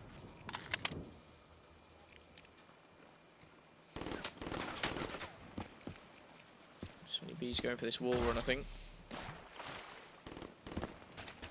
Moose has got him covered. Should be easy for them now to get this plant down. So Persist looking out. Online. Well, 3v3, Sonny B's got the bomb down. He's got to kill as well. Yeah, best cover in the game. Where's Moose off to? Cheeky little flank. Probably just watching it. No, he's not going to find anyone just yet. But he's now on 3. Oh, there we go. Speak too soon, Momo. You're the last man standing. Subsist. Here we go. That is not something you want to take on with a VMP. Definitely not. That's a little bit of, well, I'm not going to make this anytime soon. And here you go. Moose sitting there. It's actually really easy for him. 3 bursts, though, in the end. Cleans it up, though. Yeah. Moose always sticking to the standard class. Well, I say we, everyone has given him the nickname of the Grandad, and it's just he's so old-fashioned in the way he is and the way he plays. He's slow, he's methodical, but he's consistent, and he's 4-0. Yeah, like all granddads, they're consistent. I don't know if that's a thing. I'm making it a thing. They've consistently been alive for quite a while. That's what I'm going with. Unless you're from somewhere near where I live, where you're probably only about 30. Just saying. No comment. 30 years is a long time, Bryce. Yeah, not to have grandkids, it ain't. All right, Moose looking for it. Oh, he's not seen that player. He is going to go down. Oh, he's seen him now. Oh, does eventually manage to get him. Moose trying to take that next one on. Not quite to. Advantage here for Impact. Realising Reedy. The double R. And he's going to get a double kill. And hello, Subsist. Now you've got a job to do. You've only got an SMG. He's going to find one, surely. No, my goodness. That was the key. That was the key to success. Just realised, get it. He got it. He got it. Offline. Subsist. It was all on those first couple of kills. Yeah. Sorry, that first kill on the rock. Usually Subsist just melts him, but didn't happen. Actually gets to the last kill from Reedy here in the kill cam. He just dives straight at him with the L cart. And you got to wonder, should all these guns really work underwater? Yeah. They should all just work, should they? Yeah. All right. Well, I mean, to be fair, closed cartridges. I'll try to figure out. I'm no gun specialist. I'm not saying they should or shouldn't, but on Black Ops 3, they definitely should, because if one of them started jamming and the other didn't, I think that'd be a bit unfair. Yeah, that's true. Oh, Amar with a snipe, though. Sunny B4s. Does Amar. Opening it up. That first pick could be deadly. Now gone 2 down. This should be a round here for Impact. Against the Moose, though, he's 5-1 currently. Yeah, this is the guy to change things if it does happen. I do think this is Impact, though, if they play it smart. There is one on the flank as well. I think he's been seen as well. I think they know where Moose is. Oh! Realise for the 1v3 and potential ace here. No, he didn't see him. No, he didn't. Lone Wolf, fight for the win. Gets both. Unfortunately, this is a not great position for him and isn't going to be able to make that one. Ersin takes him down. There's more work to do. Impact finally get a point on the board. Yep. And there was a little bit exciting there from Realise. It's like, oh. It would have almost been a 1v4 there, but wasn't able to pick up the third. As you see, the close quarters with the M8, not the best, but I've got to say his M8 shot looked nice. It did. Looked hot. Switching operation ready Sexy. point. Okay, that was too far. I retract that. Glitch. Gone back. Wow. Epsilon 3-1 though, and Impact on the attack. I'm going to watch Amar. Be advised, hostile HCXD He's going spotted. high. Oh, here comes an A-rush. He should have made that. Sonny's got him with a long-range VMP. No, Sonny's actually gone close. Brought it back to a 2 versus 2. Well, who is that actually on the site? It's Reedy. Reedy Oh, with it's an the M8. last one. Here he comes. He knows he's there. There's a HCXD coming as well, and he's about to walk into it. Oh, it's been taken down. No! Verdict! I was going to say, the one thing I was saying with Reedy then, I didn't want him to challenge. I wanted him to wait for backup. And he would have been a 2v1, but now, what not to do in a 2v1 is give the opponent 2 1v1s. And that's exactly what's happened. And now Verdict could... Oh. Did he see him? He has seen him. And that should be it. Surely not. Well, Verdict gets that as well. He was 0-4 before this round started. He picked up 3 kills that round and a 1 versus 2. And he knew exactly what to look for. Thought for a second there Moose had somehow managed to dodge it, but not quite. Down he goes. Down into the dumps. Verdict, though, did well. I will say, you know, he was putting 2 1v1s, which I don't think was right from Epsilon, but he won both of them. Good stuff from him. Oh, let's watch Realise. I want to see his, first of all, his transgression camo. Bit jealous of that one.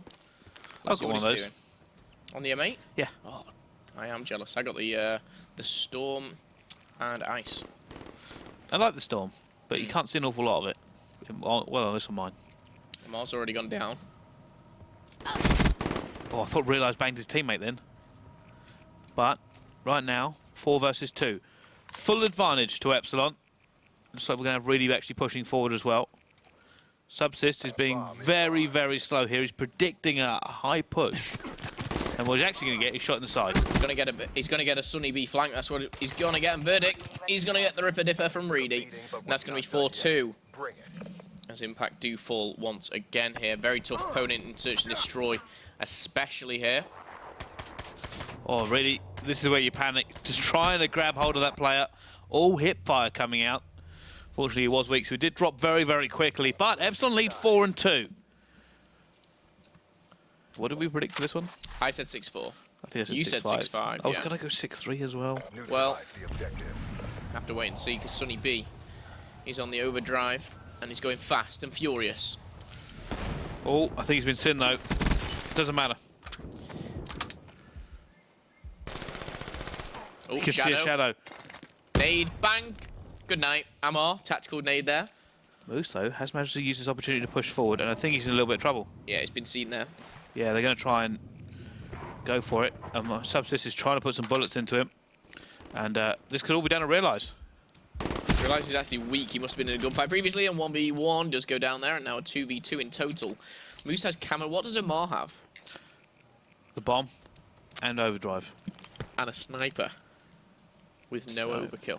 Where are they pushing this? Moose going to peek him here. Amar may be unfortunate for Amar with that sniper close range, but he gets one anyway. And Subsist backs him up, and they do manage to win that 2 versus 2. Great Great snipe from Amar to get that one there. I thought what was that coming in? It was Moose went high. Yeah. Should have really had Amar, but Subsist was there to back him up. Yeah, and Subsist had a sub, so close range, it's only going to go one way, and that was to Subsist. But Epsilon still leading in the Search and Destroy. He's going to be 4-3. Overdrive is for Amar. Let me see if, yeah, I want to see it. He's on defense, but this is one map where a lot of teams do use it. What's he got? Man of War? Oh, he could be caught. It's a bit of a standoff here.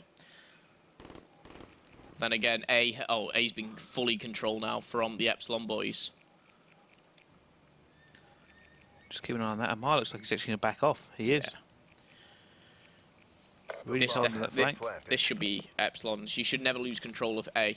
You can watch it from so many different angles. And that bomb is literally the best cover in the game. And you're going to see why just now. Look at that. He challenges it as well. He's going to challenge this one. Sunny B for the double, for the win. He wants it. Verdict's running. Oh, he's seen him, I think. He knows. He knows. I didn't get it. Someone stole it. Who stole that kill? Can't believe that. Somebody ended up stealing it. Reedy. Reedy, a thief. Yeah. Just thieved it there, Reedy. One bullet.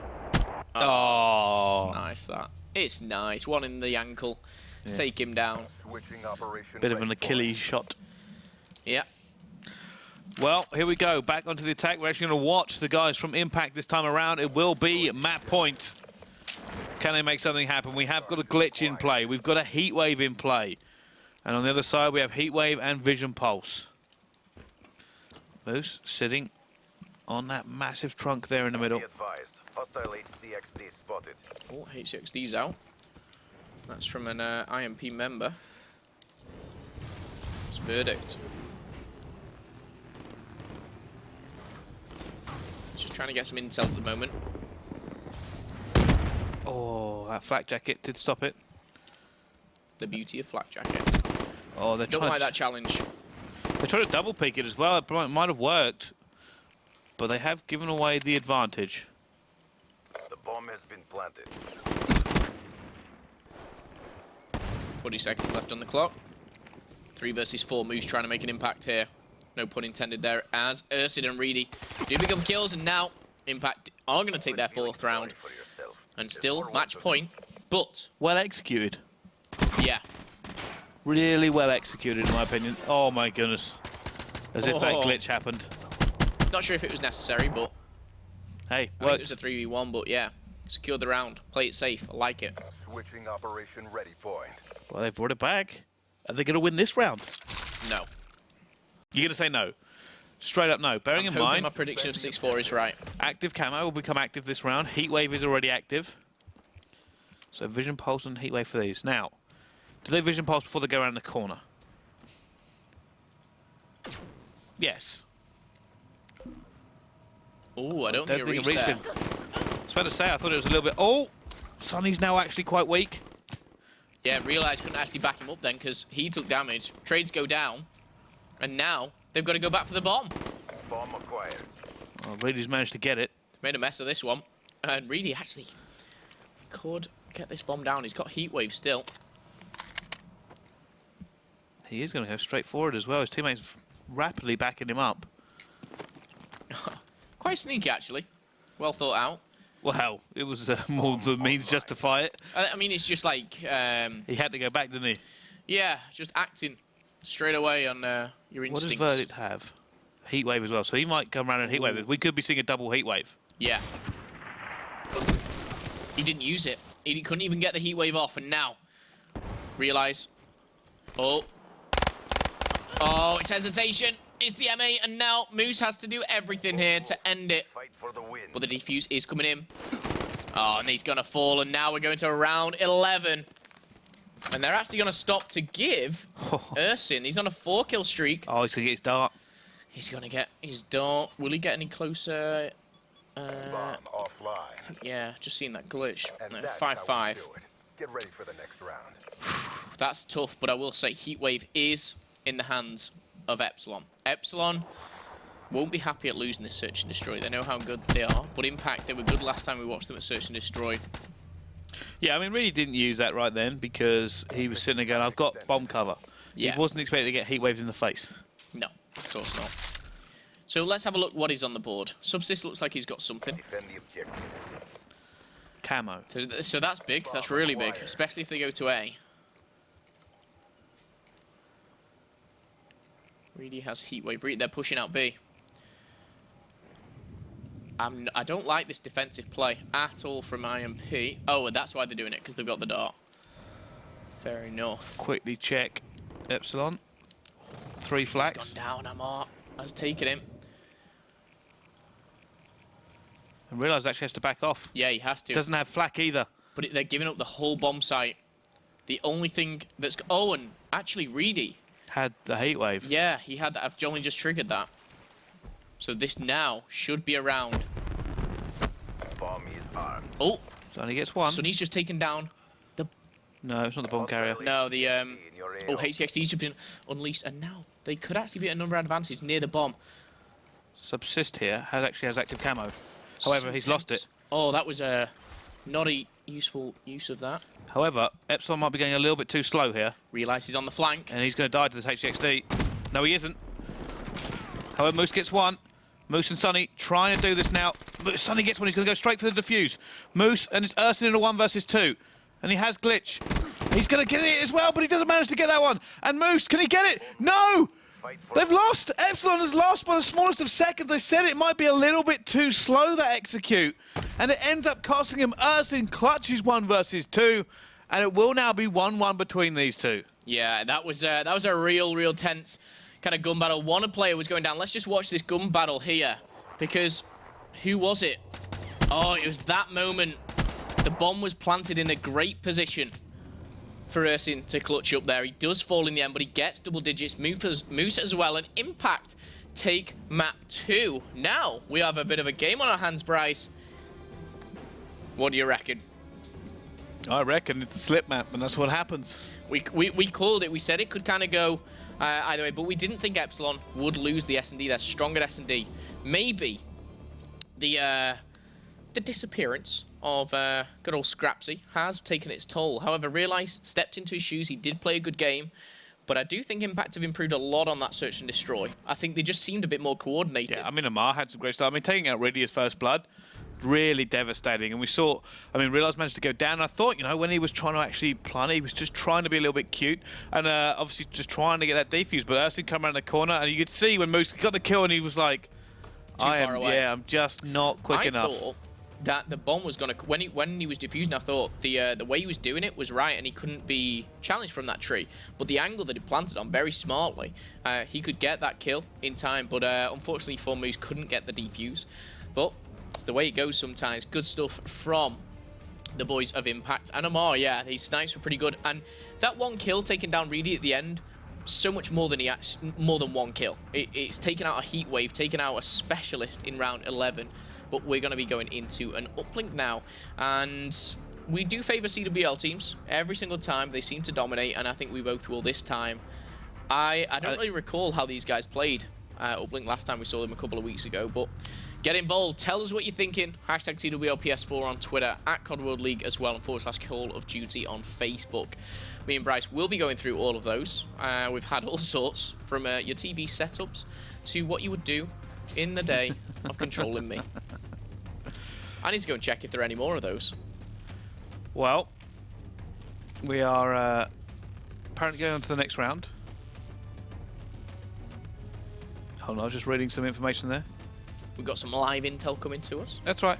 Never mind. It's all right. It's fine. Nothing important. I was just checking out what exactly is going on. But remember, hashtag CWLPS4. We just had a CWL team, and a CWL team that's renowned for their S&D lose an S&D. Yeah. And what happens? Bit of a different team, I mean, with Scrapsy, but I don't know. Realize did well. I think he did, but I don't think it's about performing individually. I think S&D is so much more team-based. Got people all over the country and all over Europe actually telling us their setups. Aiden, gotta say, Aiden has the same chair as I do at home in the UK. Oh, really? I'm looking for a new chair. See, because when I end up going home, yeah, and abandoning you. My chair is kind of battered. I mean, one of the armrests is hanging off. It's every so often slowly goes down now if you sit in the wrong place. and it is looking a little bit bad. So I am looking for a new chair. Okay. Link him some chairs. Yeah, tell you what, #CWL PS4. Link me some chairs. We've got some people coming in. I mean, just reading through the tweets that did say we had Tarmidic saying, realised his pistol whip was filthy. That was the Hardpoint. Yeah, not the S&D. 250. We had prediction of 250 to 176. That was from Stolen Spirits. These are going back to the Hardpoint. Nobody thought that the Hardpoint would be that close. No one even gave them over 200. Oh, however, S&D was close. I said 6-5, but I picked the wrong team. Damn. I mean, am I right in thinking it was 5-3 at one point? 3 rounds back to back. That's a bit of a choke, if I'm being honest, on Epsilon's side. Epsilon had that for a while. I thought it was done. Yeah, I thought it was done. I'm really disappointed in Epsilon for that actually losing. Yep. And really dying first blood when he had Heatwave. I think that could have been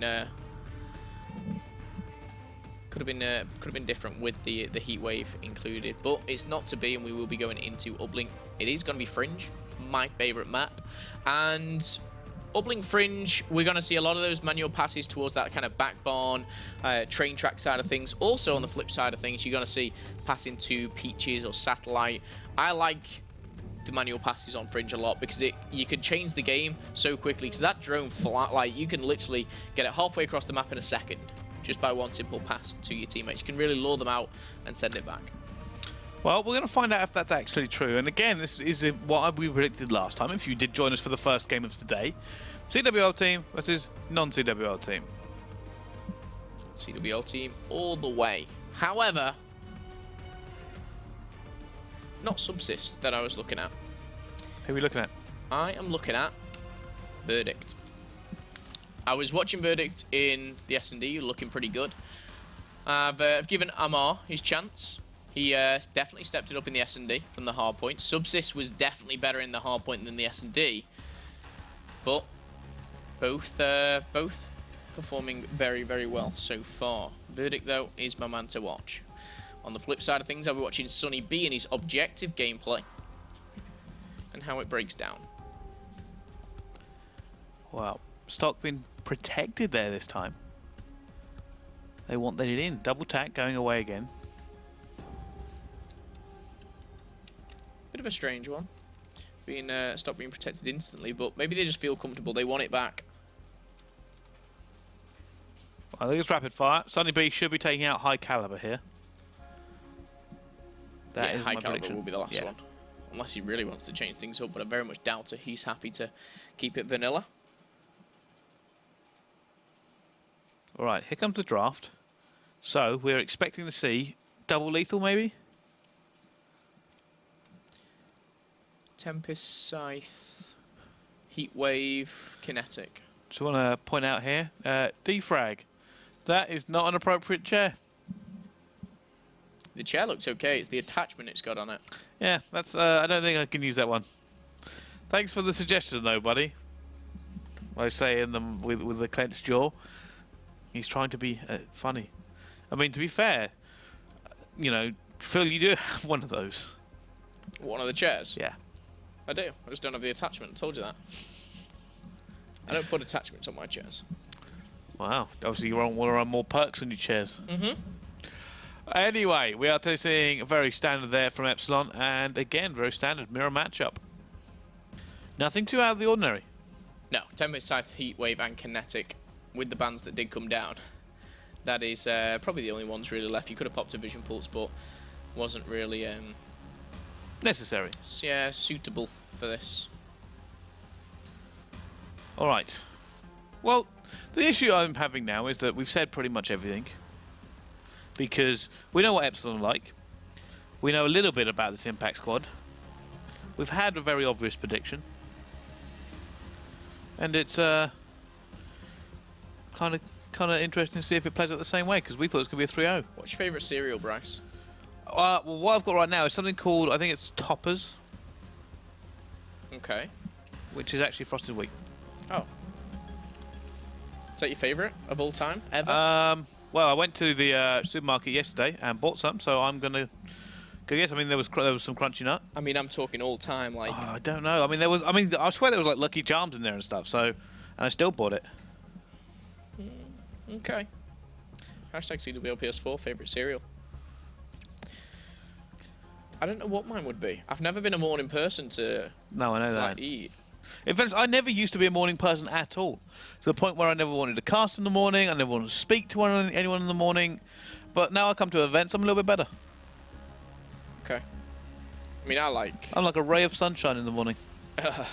I wake up, all the casters are smiling to see me because I'm just a jovial bundle of energy. Oh, yeah. That's the one. I mean, I don't think I've ever seen you in the morning. But...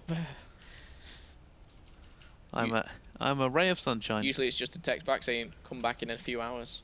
Not ready. Go away. No, that's not true. We're not morning people, Bryce. We're gamers. Yeah, I'm not a morning person, to be perfectly honest with you. I feel like the morning is the part where you give up on having a nice sleep. Exactly. I don't like going to sleep, and I don't like getting up, but I have the ability to get up very quickly. I can just get up, get in the shower, and be ready. I hate going to sleep, unless I've been awake for like 24 hours straight. Then it's just like absolute bliss. All right, well, here comes the game. Here come the games. Sorry, just broke into that one. Really realised Sunny B and Moose up against Amar, Verdict, Subsist, and Ursin? Ursin. Ursin. And I'm going to on board with Verdict. He was mine to watch. Ursin sounds like a Pokemon. Ursin? Yeah. Okay. What type of Pokemon? Fire? I think grass. I think it's a grass type. Okay. What's his special ability? Uplink. Lol. Drone throw. Okay, well, we'll see if he uses it at all. Subsist is going to go for a 1-point play. Actually, looks pretty good, that. No, it's not. Pretty good by... no, not going to go down. Learning too much off quicker, but Amar now trying to put a bit of pressure on. He's got the sniper. He's running overkill. I think he's trying to get in Reedy's head or something here. He's trying to play like Reedy. Reedy is having none of it. He's going to go for a reset there, and he's going to try and get a bit more. Oh, if that had been a manual throw to Sunny B, that would have been superb. It would, but it wasn't far enough. Sunny B, they're going right on the flank here, actually. It's a very weird game of Uplink. Look where everybody's stationed.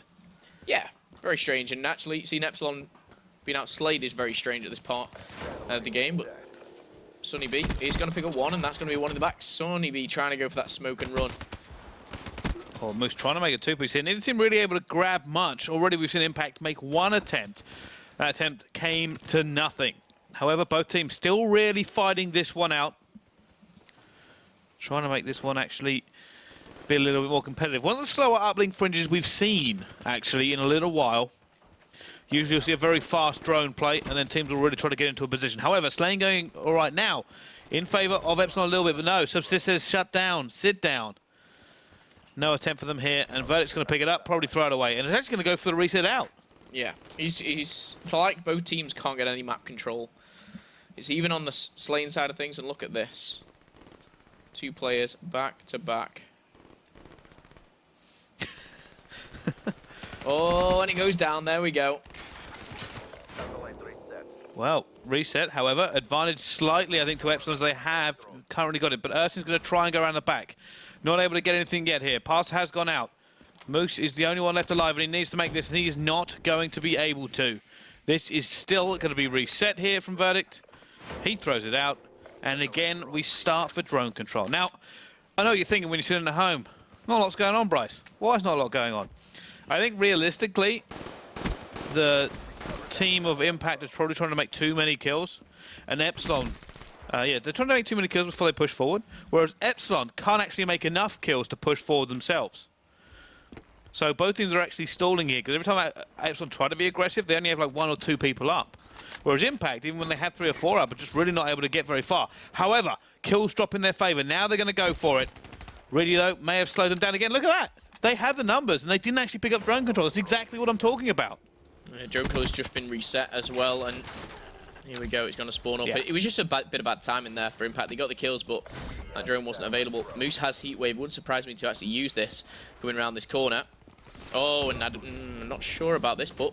Oh, he's going for a safe one. I like that, actually. No! Oh! Verdict says, get out of here. I didn't even see that one coming. Verdict not being able to toss it out of the map. But he's actually going to grab this one and run. Here he is, going to go through trains. Now, there is a shot you can make here if you go left. But he's actually going to go the entire way, and he's actually juked out. Is that really he's juked out? He's got the one in, and he gets the first point. Impact go 1-0 up. Okay, well, bit of a surprise to both of us here. But Impact definitely been working on their strats here. Do you want to know the interesting thing about that play? It's the opposite of what they've been doing the entire rest of the time. Last 3 minutes, they've been waiting for like 3 kills down before they even start moving. That time, they just took it and went, and it worked. I wonder if this is the start of them being a bit more aggressive. Well, Reedy's going to fire back with 2 kills himself, and he's going to opt to just go a bit of an obscure route here. He has got Moose bodyguarding him. Oh, and this could be a manual pass, maybe? Yeah, they're trying. Sunny P doesn't make that kill, though, so it actually is going to come to very little. Realize trying to do something he isn't able to. Subsist. Is he going to try for something here? Manual pass into the spawn of Epsilon? No, it's actually... That's, yeah, he can pick that up from there anyway. It's interesting, especially if he picks it up. He's actually popped his kinetic. Try and take on Sunny. He's going to be able to get it as well. Another player to take on. It's going to be Moose. Moose says no. It's enough of that. Takes it, picks it up. Are they going to go for it? They might try and go for a 1 here. Last second. 10 seconds is a long time. They can do this. Rebound off the car. They might be able to make something as a here. Team. Which way are they going? 3. Oh, that's the spawn, Moose. That is the spawn. No! Oh, wow. Was it good? You'll never know.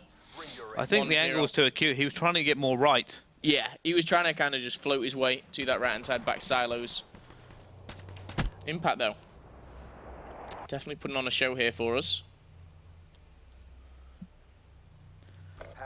Wow, Impact. Certainly are making their namesake right here.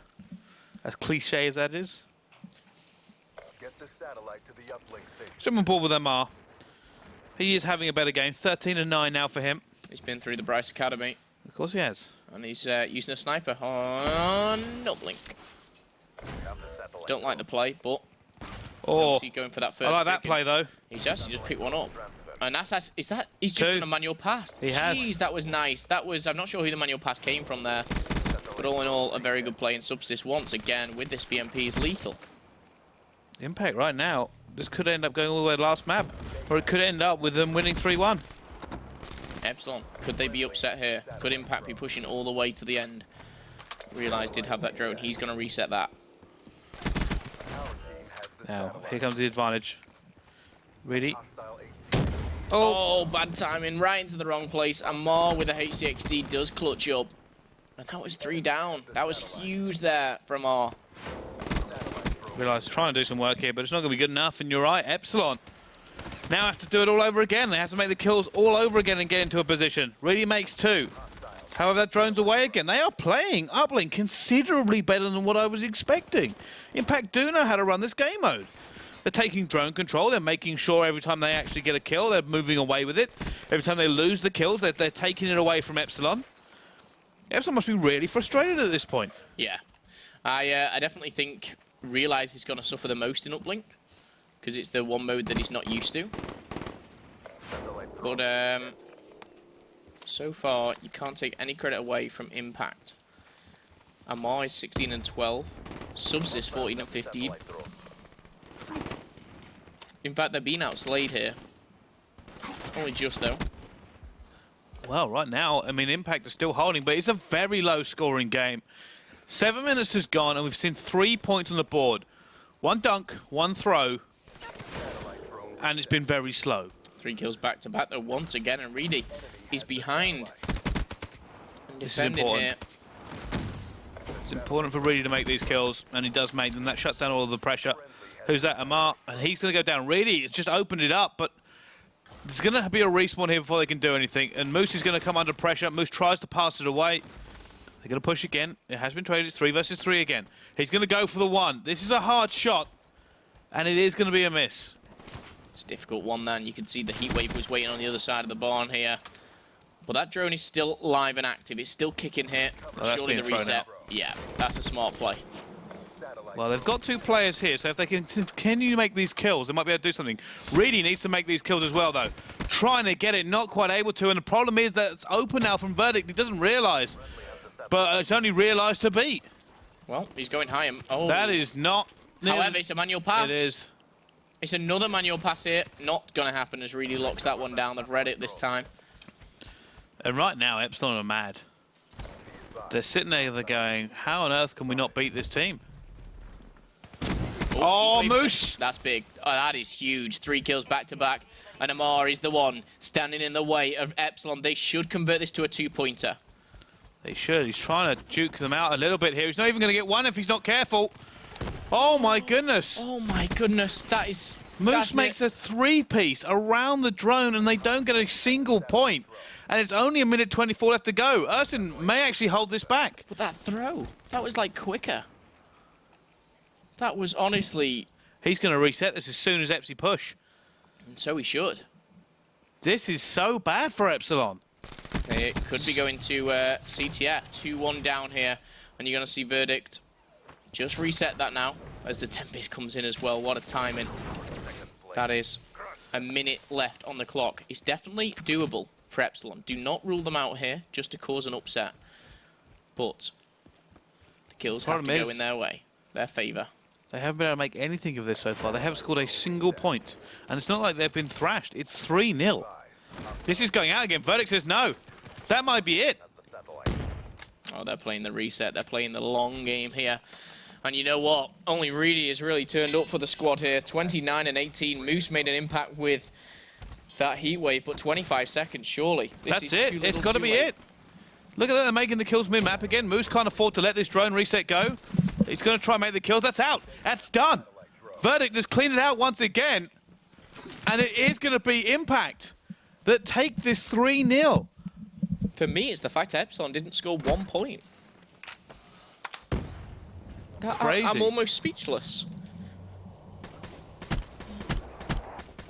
Well, Impact, once again, showing up, upsetting the norm. And I tell you what, very impressed. Amar 24 and 18, Bryce. Stepped it up yet? Is he past the academy? Nobody ever passes the academy. You just do a little bit better each time. Okay. But no, that genuinely is quite shocking. Impact are upsetting Epsilon now. Something that only a handful of CWL teams can claim to have done. Well, so far so good, but they are not home and dry just yet. They need to take on Epsilon CTF. They push it to S&D, we know what they can do at S&D. Yeah. CTF, this is a different Epsilon team. Realize he's going to be that defensive player. I can't call this right now. Yeah, I've actually, you know, I can imagine that Impact kind of communications being so hyped up right now. They could take this 3-1. I mean, it's CTF, right? And we still know that CTF can be a bit 50-50, depending on the way the specialist goes through. There are very few consistent CTF teams, in my opinion. But yeah, wow. Impact certainly are putting on a show for us. Got a few cool tweets come in as well, actually. We have Monk do 420. He actually says Impact are going to win the uplink, so he knew. He knew. You smart. Okay. You smart. We've got Objective O Gamer. And he says he's rooting for Epsilon, but his son is rooting for Impact. He's got a little picture of them. Oh, that's cool. Nice tattoos too. Yeah, he's disappointed in his son for voting for Impact, but right now, he's winning. He's right. Yeah. He's smart. But it's not over just yet. Will Epsilon battle back and push this to a map number 5? Will they crawl into a corner and crumble under the pressure? Go 3-1 down. Of course, what I want to do, actually, is just go to the bracket. Maybe just bring some live updates, if possible, for you guys. Let's see what's happening. What is happening in the bracket, Momo? We've got Splice continuing to go through. Good for them. We've got Unatic are making it through, also known as UN from Germany. They'll be coming head-to-head. We've got Team Spud going up against G's Kill City. Who's on that team? Who's on GG Kill City? That is Bob. Oh, it's Endura. Bob, Endura. It's a hard team. It'll be a good matchup. That will be good. And then further down the line, Vitality are out. Of course, I believe that was to, but I think it was with the whole Twiz thing. He was ineligible to play. LDLC, they're still going strong. Supremacy is still in. I'm just going to see anyone knocked out that maybe shouldn't have been knocked out. No. Well, Epsilon maybe. Killerfisher made it through. Killerfisher are actually the first team to the round of 16. Oh, okay. Pulse Gaming Where is still in. Oh, bit of cheeky pulse. Where's Fab? Fab are going up against Humble Gaming. Who's on Humble? Anyone important? Don't know any of them. Nope. But Fab, if they do win, they're coming up against the Millennium. Oh, that's going to be a hard one. I can see here. Do you see anyone but Splice taking this? Cup, I mean. I don't know. Splice has been on fire recently. They've been looking great. They haven't lost a series now since the last... Since the ESWC. Yeah. Last ESWC. So they've won how many league games is that? 4, 3, 4, 5. I don't know. I'm just guessing. Should I try and find out? 5. I'm going to go with 5. I'm going to get Plus all the series they won in the cup last time. Yeah. So how many did they play in a cup? They play... They get a bye till round of 64. Yeah. So they get 1, 2, 3, 4, 5, 6. They won 6 in the cup. And, of course, what we do have to hand is the schedule. And that was not for there. Where was it? That's the question. When did they... So that was... Ah, right. So it's here. So they've won 1, 2, 3, 4, 5, 6. So they've won 11 series in a row. And they have also won 1... Yeah, so they're on 12 at the moment. They're not doing too bad. Let's put it that way. They're doing pretty well, Splice. And they more than likely will go up in the final against either Hyper Games or Millennium. That's my thoughts anyway. Really, he's not happy. Why? Well, because he just lost 2. Have you not been watching? But why? There must be a reason. Because he's not happy. Oh, he's just not happy that he's losing? Yeah. And what is giving you that information?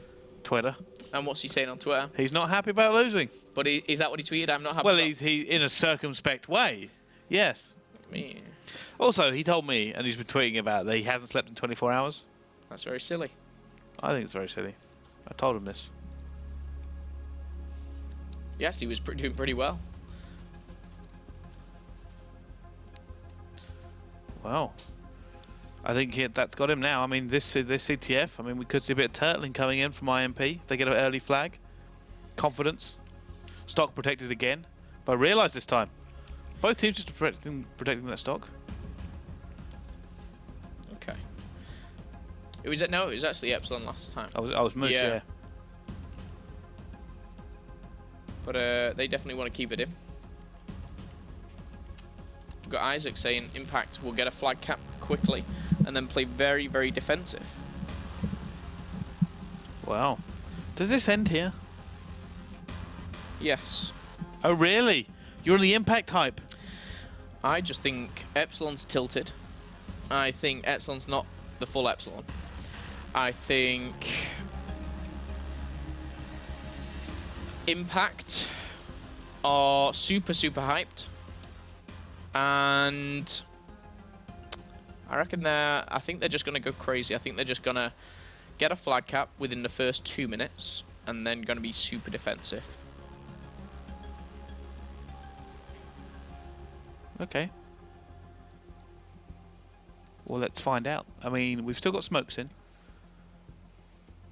So, we might see the old smoky vision pulse. Smoke vision pulse. Not out of the realms of possibility. Kinetic arm still in. Heatwave. Double lethal coming in there for IMP. Double lethal coming in for the guys on Epsilon. Another mirror matchup. Tempest Scythe, Kinetic, Heatwave. Nothing too far out of the realms of anybody here. Reedy is definitely not happy. Yeah, I know he's not. Okay, well, see if it shows in his gameplay.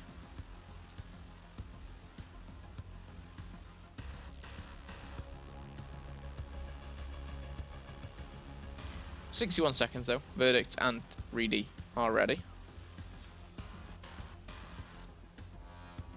Waiting for the others just to match up. Nothing really coming as a surprise here. I mean, you've asked me the question. Do you think this is going map 5? Yes. I think it is. I think this is a map 5er.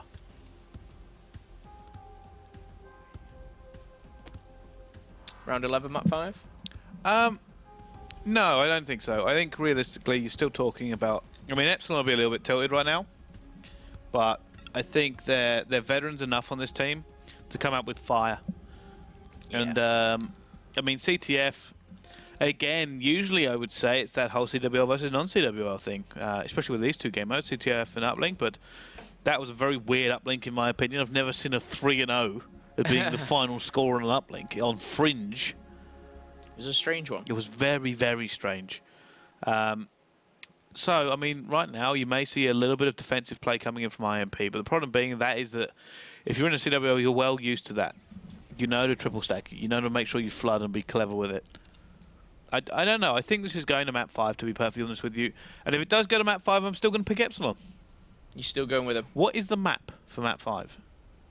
We'll find out for you. But Breach Find out for me. CTF is coming It's up. Infection. Infection.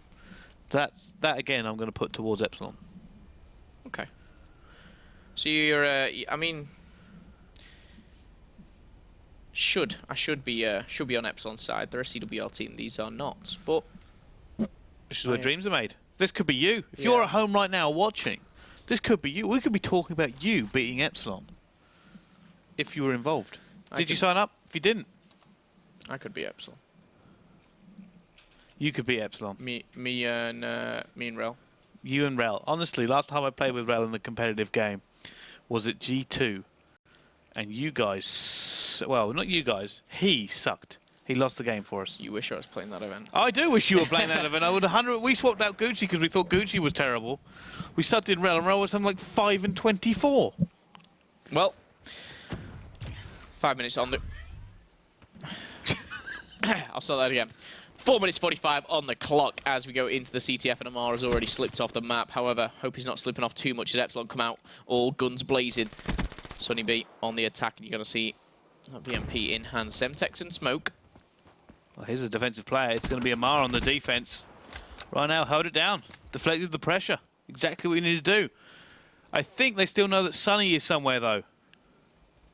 He's let him go. Sneaky. Call him Sneaky B. Sneaky Beaky. Well, they know that kill's down. This can be a pull. Subsist made an all-important kill on Reedy, and now Sunny B is going to be running through mid-map with the assistance. However, that smoke's going to be big. Because he's going to be running straight into one.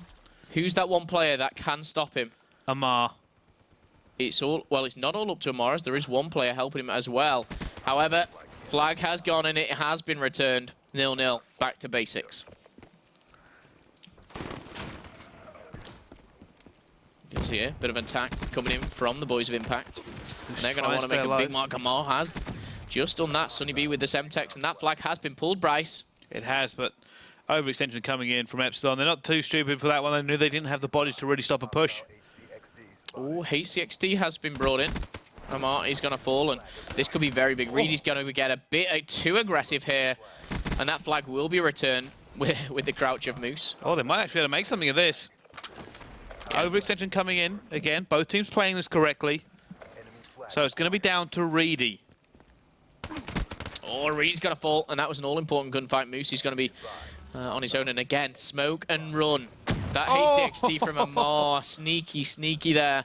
And now it just keeps going from team to team. Who has the advantage? Oh my goodness, Ursin tried to get in there and almost managed to do it. Who's that coming on the other side? I'm trying to find them desperately. It's Amar. They're trying to pinch Reedy out. Sunny B is hunting down Verdict. Amar's got the kill. He has. Is he going to be able to make it? Realize he's going to try and jump out here. The last two are going to be on the defense. Oh, that's such a big kill. Reedy's there, though. That was disgusting there. And now it's going to be a stalemate. This is crazy, these games. Well, let's jump on board with Moose. See, he's holding up top flowers, or top green. Oh, not quite. He's getting out of there. He is, and I think he was seen. Ursin did see him, ends up taking him down. So, we've got Ursin on the hunt, and Subsist, and we've got Sunny B the other side. Realise, sees that second player, takes him down. So, Sunny B. The great hope. Nothing so far. Really is defending. I'm wondering, though, if he loses this gunfight, whether or not Realise could get there to trade in time.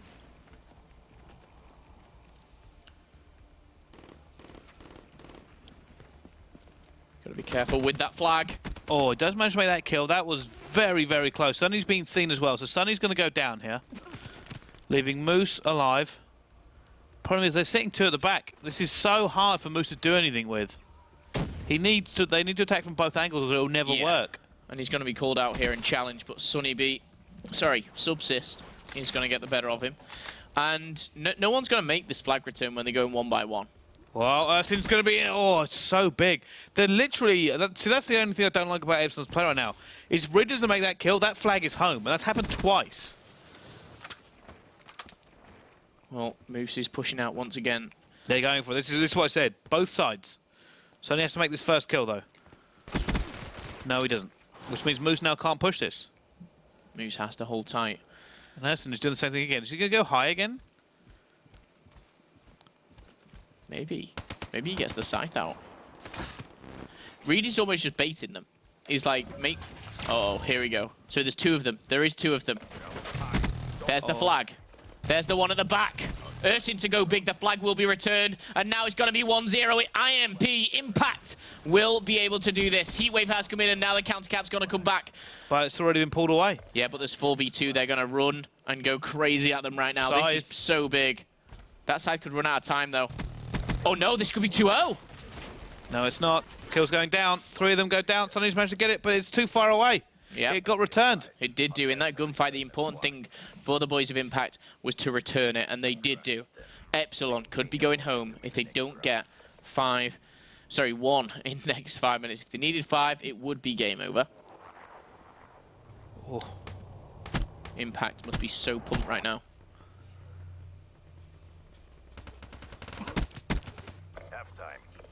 Half-time indeed, as the times will be reset and the teams will be swapped.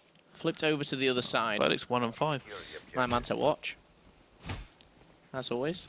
Ersin, though, he did so much work. I said before, right? I said if really loses that flag's home. That gunfight, that flag's home.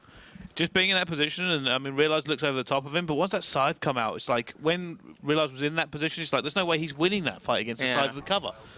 I get that. Who's got a dart out? Ersin. He's just going to patrol his flag. Casual fly, look at this. Good. Dun, dun, dun. Oh, doesn't say anything. Oh, he's... That's awesome. That is awesome piloting. And he's got it. That is brilliant.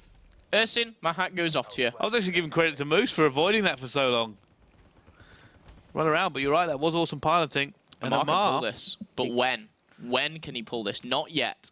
No. His team need to go defensive now. They need to make plays, and then they need to pull the flag. Amar, he's gone for it. Well, unfortunately, his team next need to make these kills now, and they're also going to be hunting for him.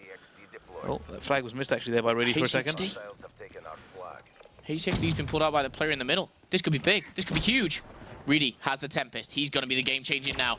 Picks up 1. Picks up the second. Subsist has picked up 1, and now it's going to be another stalemate. I think he's told Sonny, go, Sonny, go. Did you see him turn around? He was like commanding them to leave him. Moose. Now, big gunfight for Moose. Should be able to pick this one up. Oh, gets a bit sloppy in Ersin. Once again, the man of the match so far for me is doing absolute work and still in the lead. I'm really sitting there going, all that work I just did, all of it. Yeah. And I can't get this flag home.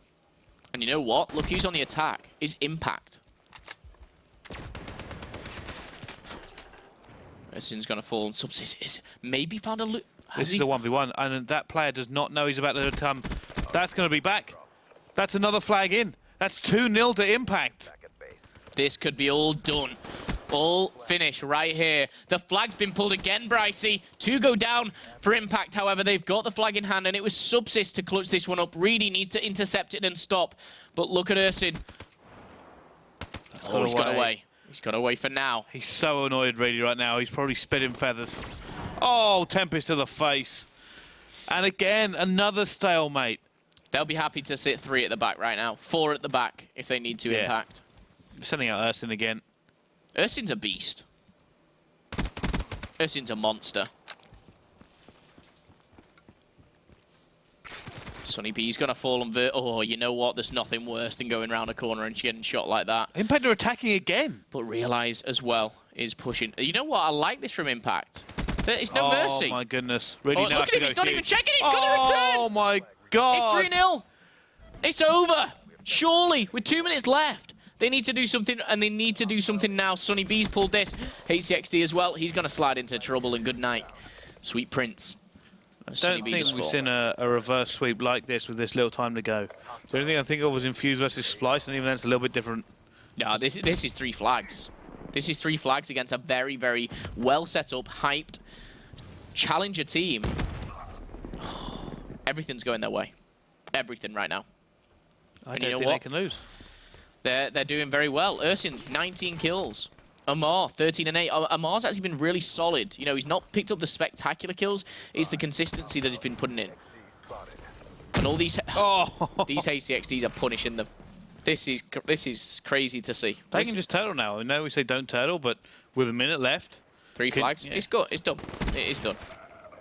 This is insane. Epsilon have been taken out. Impact will go through. Wow, Amar still going. 14 and 8, 3-kill streak for him. And Sonny B, he's doing everything he can. And Amar, I think one person's ready to pull again. Ursin. Jesus. It was bad. They lost first flag. And you know what? The aggressiveness of the stalemate of Impact. It's done. It's GG's. 2 players leave the game. Yeah. And Ursin is sat there thinking, round of 32, here I come. Well, can you believe it? Well, it is over and no one is moving.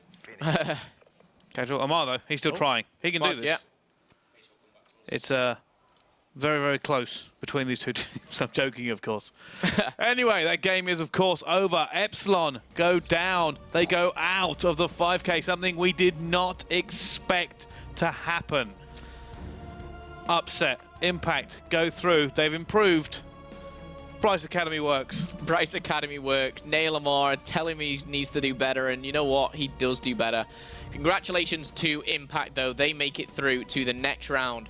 And will it be easier? Definitely not. Well, actually, it could be. What they're going to do now is they're going to take Epsilon's seed, which was actually, I mean, it should be, let me check for you. Epsilon.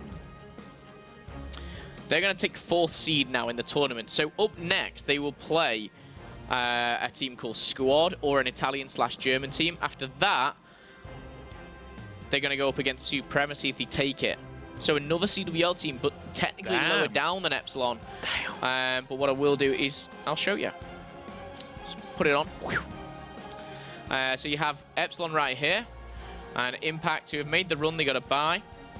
And then they beat Panda, they beat Epsilon. And this is the team that they're going to be facing. One of these 2 teams or Squad. Let me just check who's in Squad. Oh, Emily and Kimmy Wright are in there. So we've got some females competing, obviously, here as well, doing some work. I like that. I don't know how to go back. I think it's that button, and I've literally gone back to us. How you doing? Hope you enjoyed it. Brycey, that game, though, intense. It certainly was. What a surprising game coming in there. And you know what? One of the weirdest uplinks we've ever seen. But the aggressiveness from Impact on the CTF was the difference. They were constantly sending people out. And I said, this is not a great position. I said they weren't able. They left 2 and they sent 2. Yeah. Usually it's leave 3 and send 3, or leave 1 and send all 3, depending on which situation you're in. But it worked out for them. And you can see, you know, Moose and Sunny weren't able at any point to make the coordinated kills to actually get that stalemate away. And Ursin just kept plugging away. And I said he only had to beat Reedy to begin with, and then it was going to be realised in a bad position. Yeah, they all had their individual moments. I think Subsist on that hardpoint was great. I think he was great on, you know, all the modes. Ursin really turned up for me on that CTF. Amar was pretty consistent throughout the S&D, definitely, and the CTF. And awkward moment when I forget the 4th player's name. The other guy, he was all right too. It's Amar, Subsist, Verdict, Ursin. Verdict, he was my man to watch and he let me down. Verdict, I followed you on Twitter last time you played in the Cup. I'm unfollowing you now. I'm joking.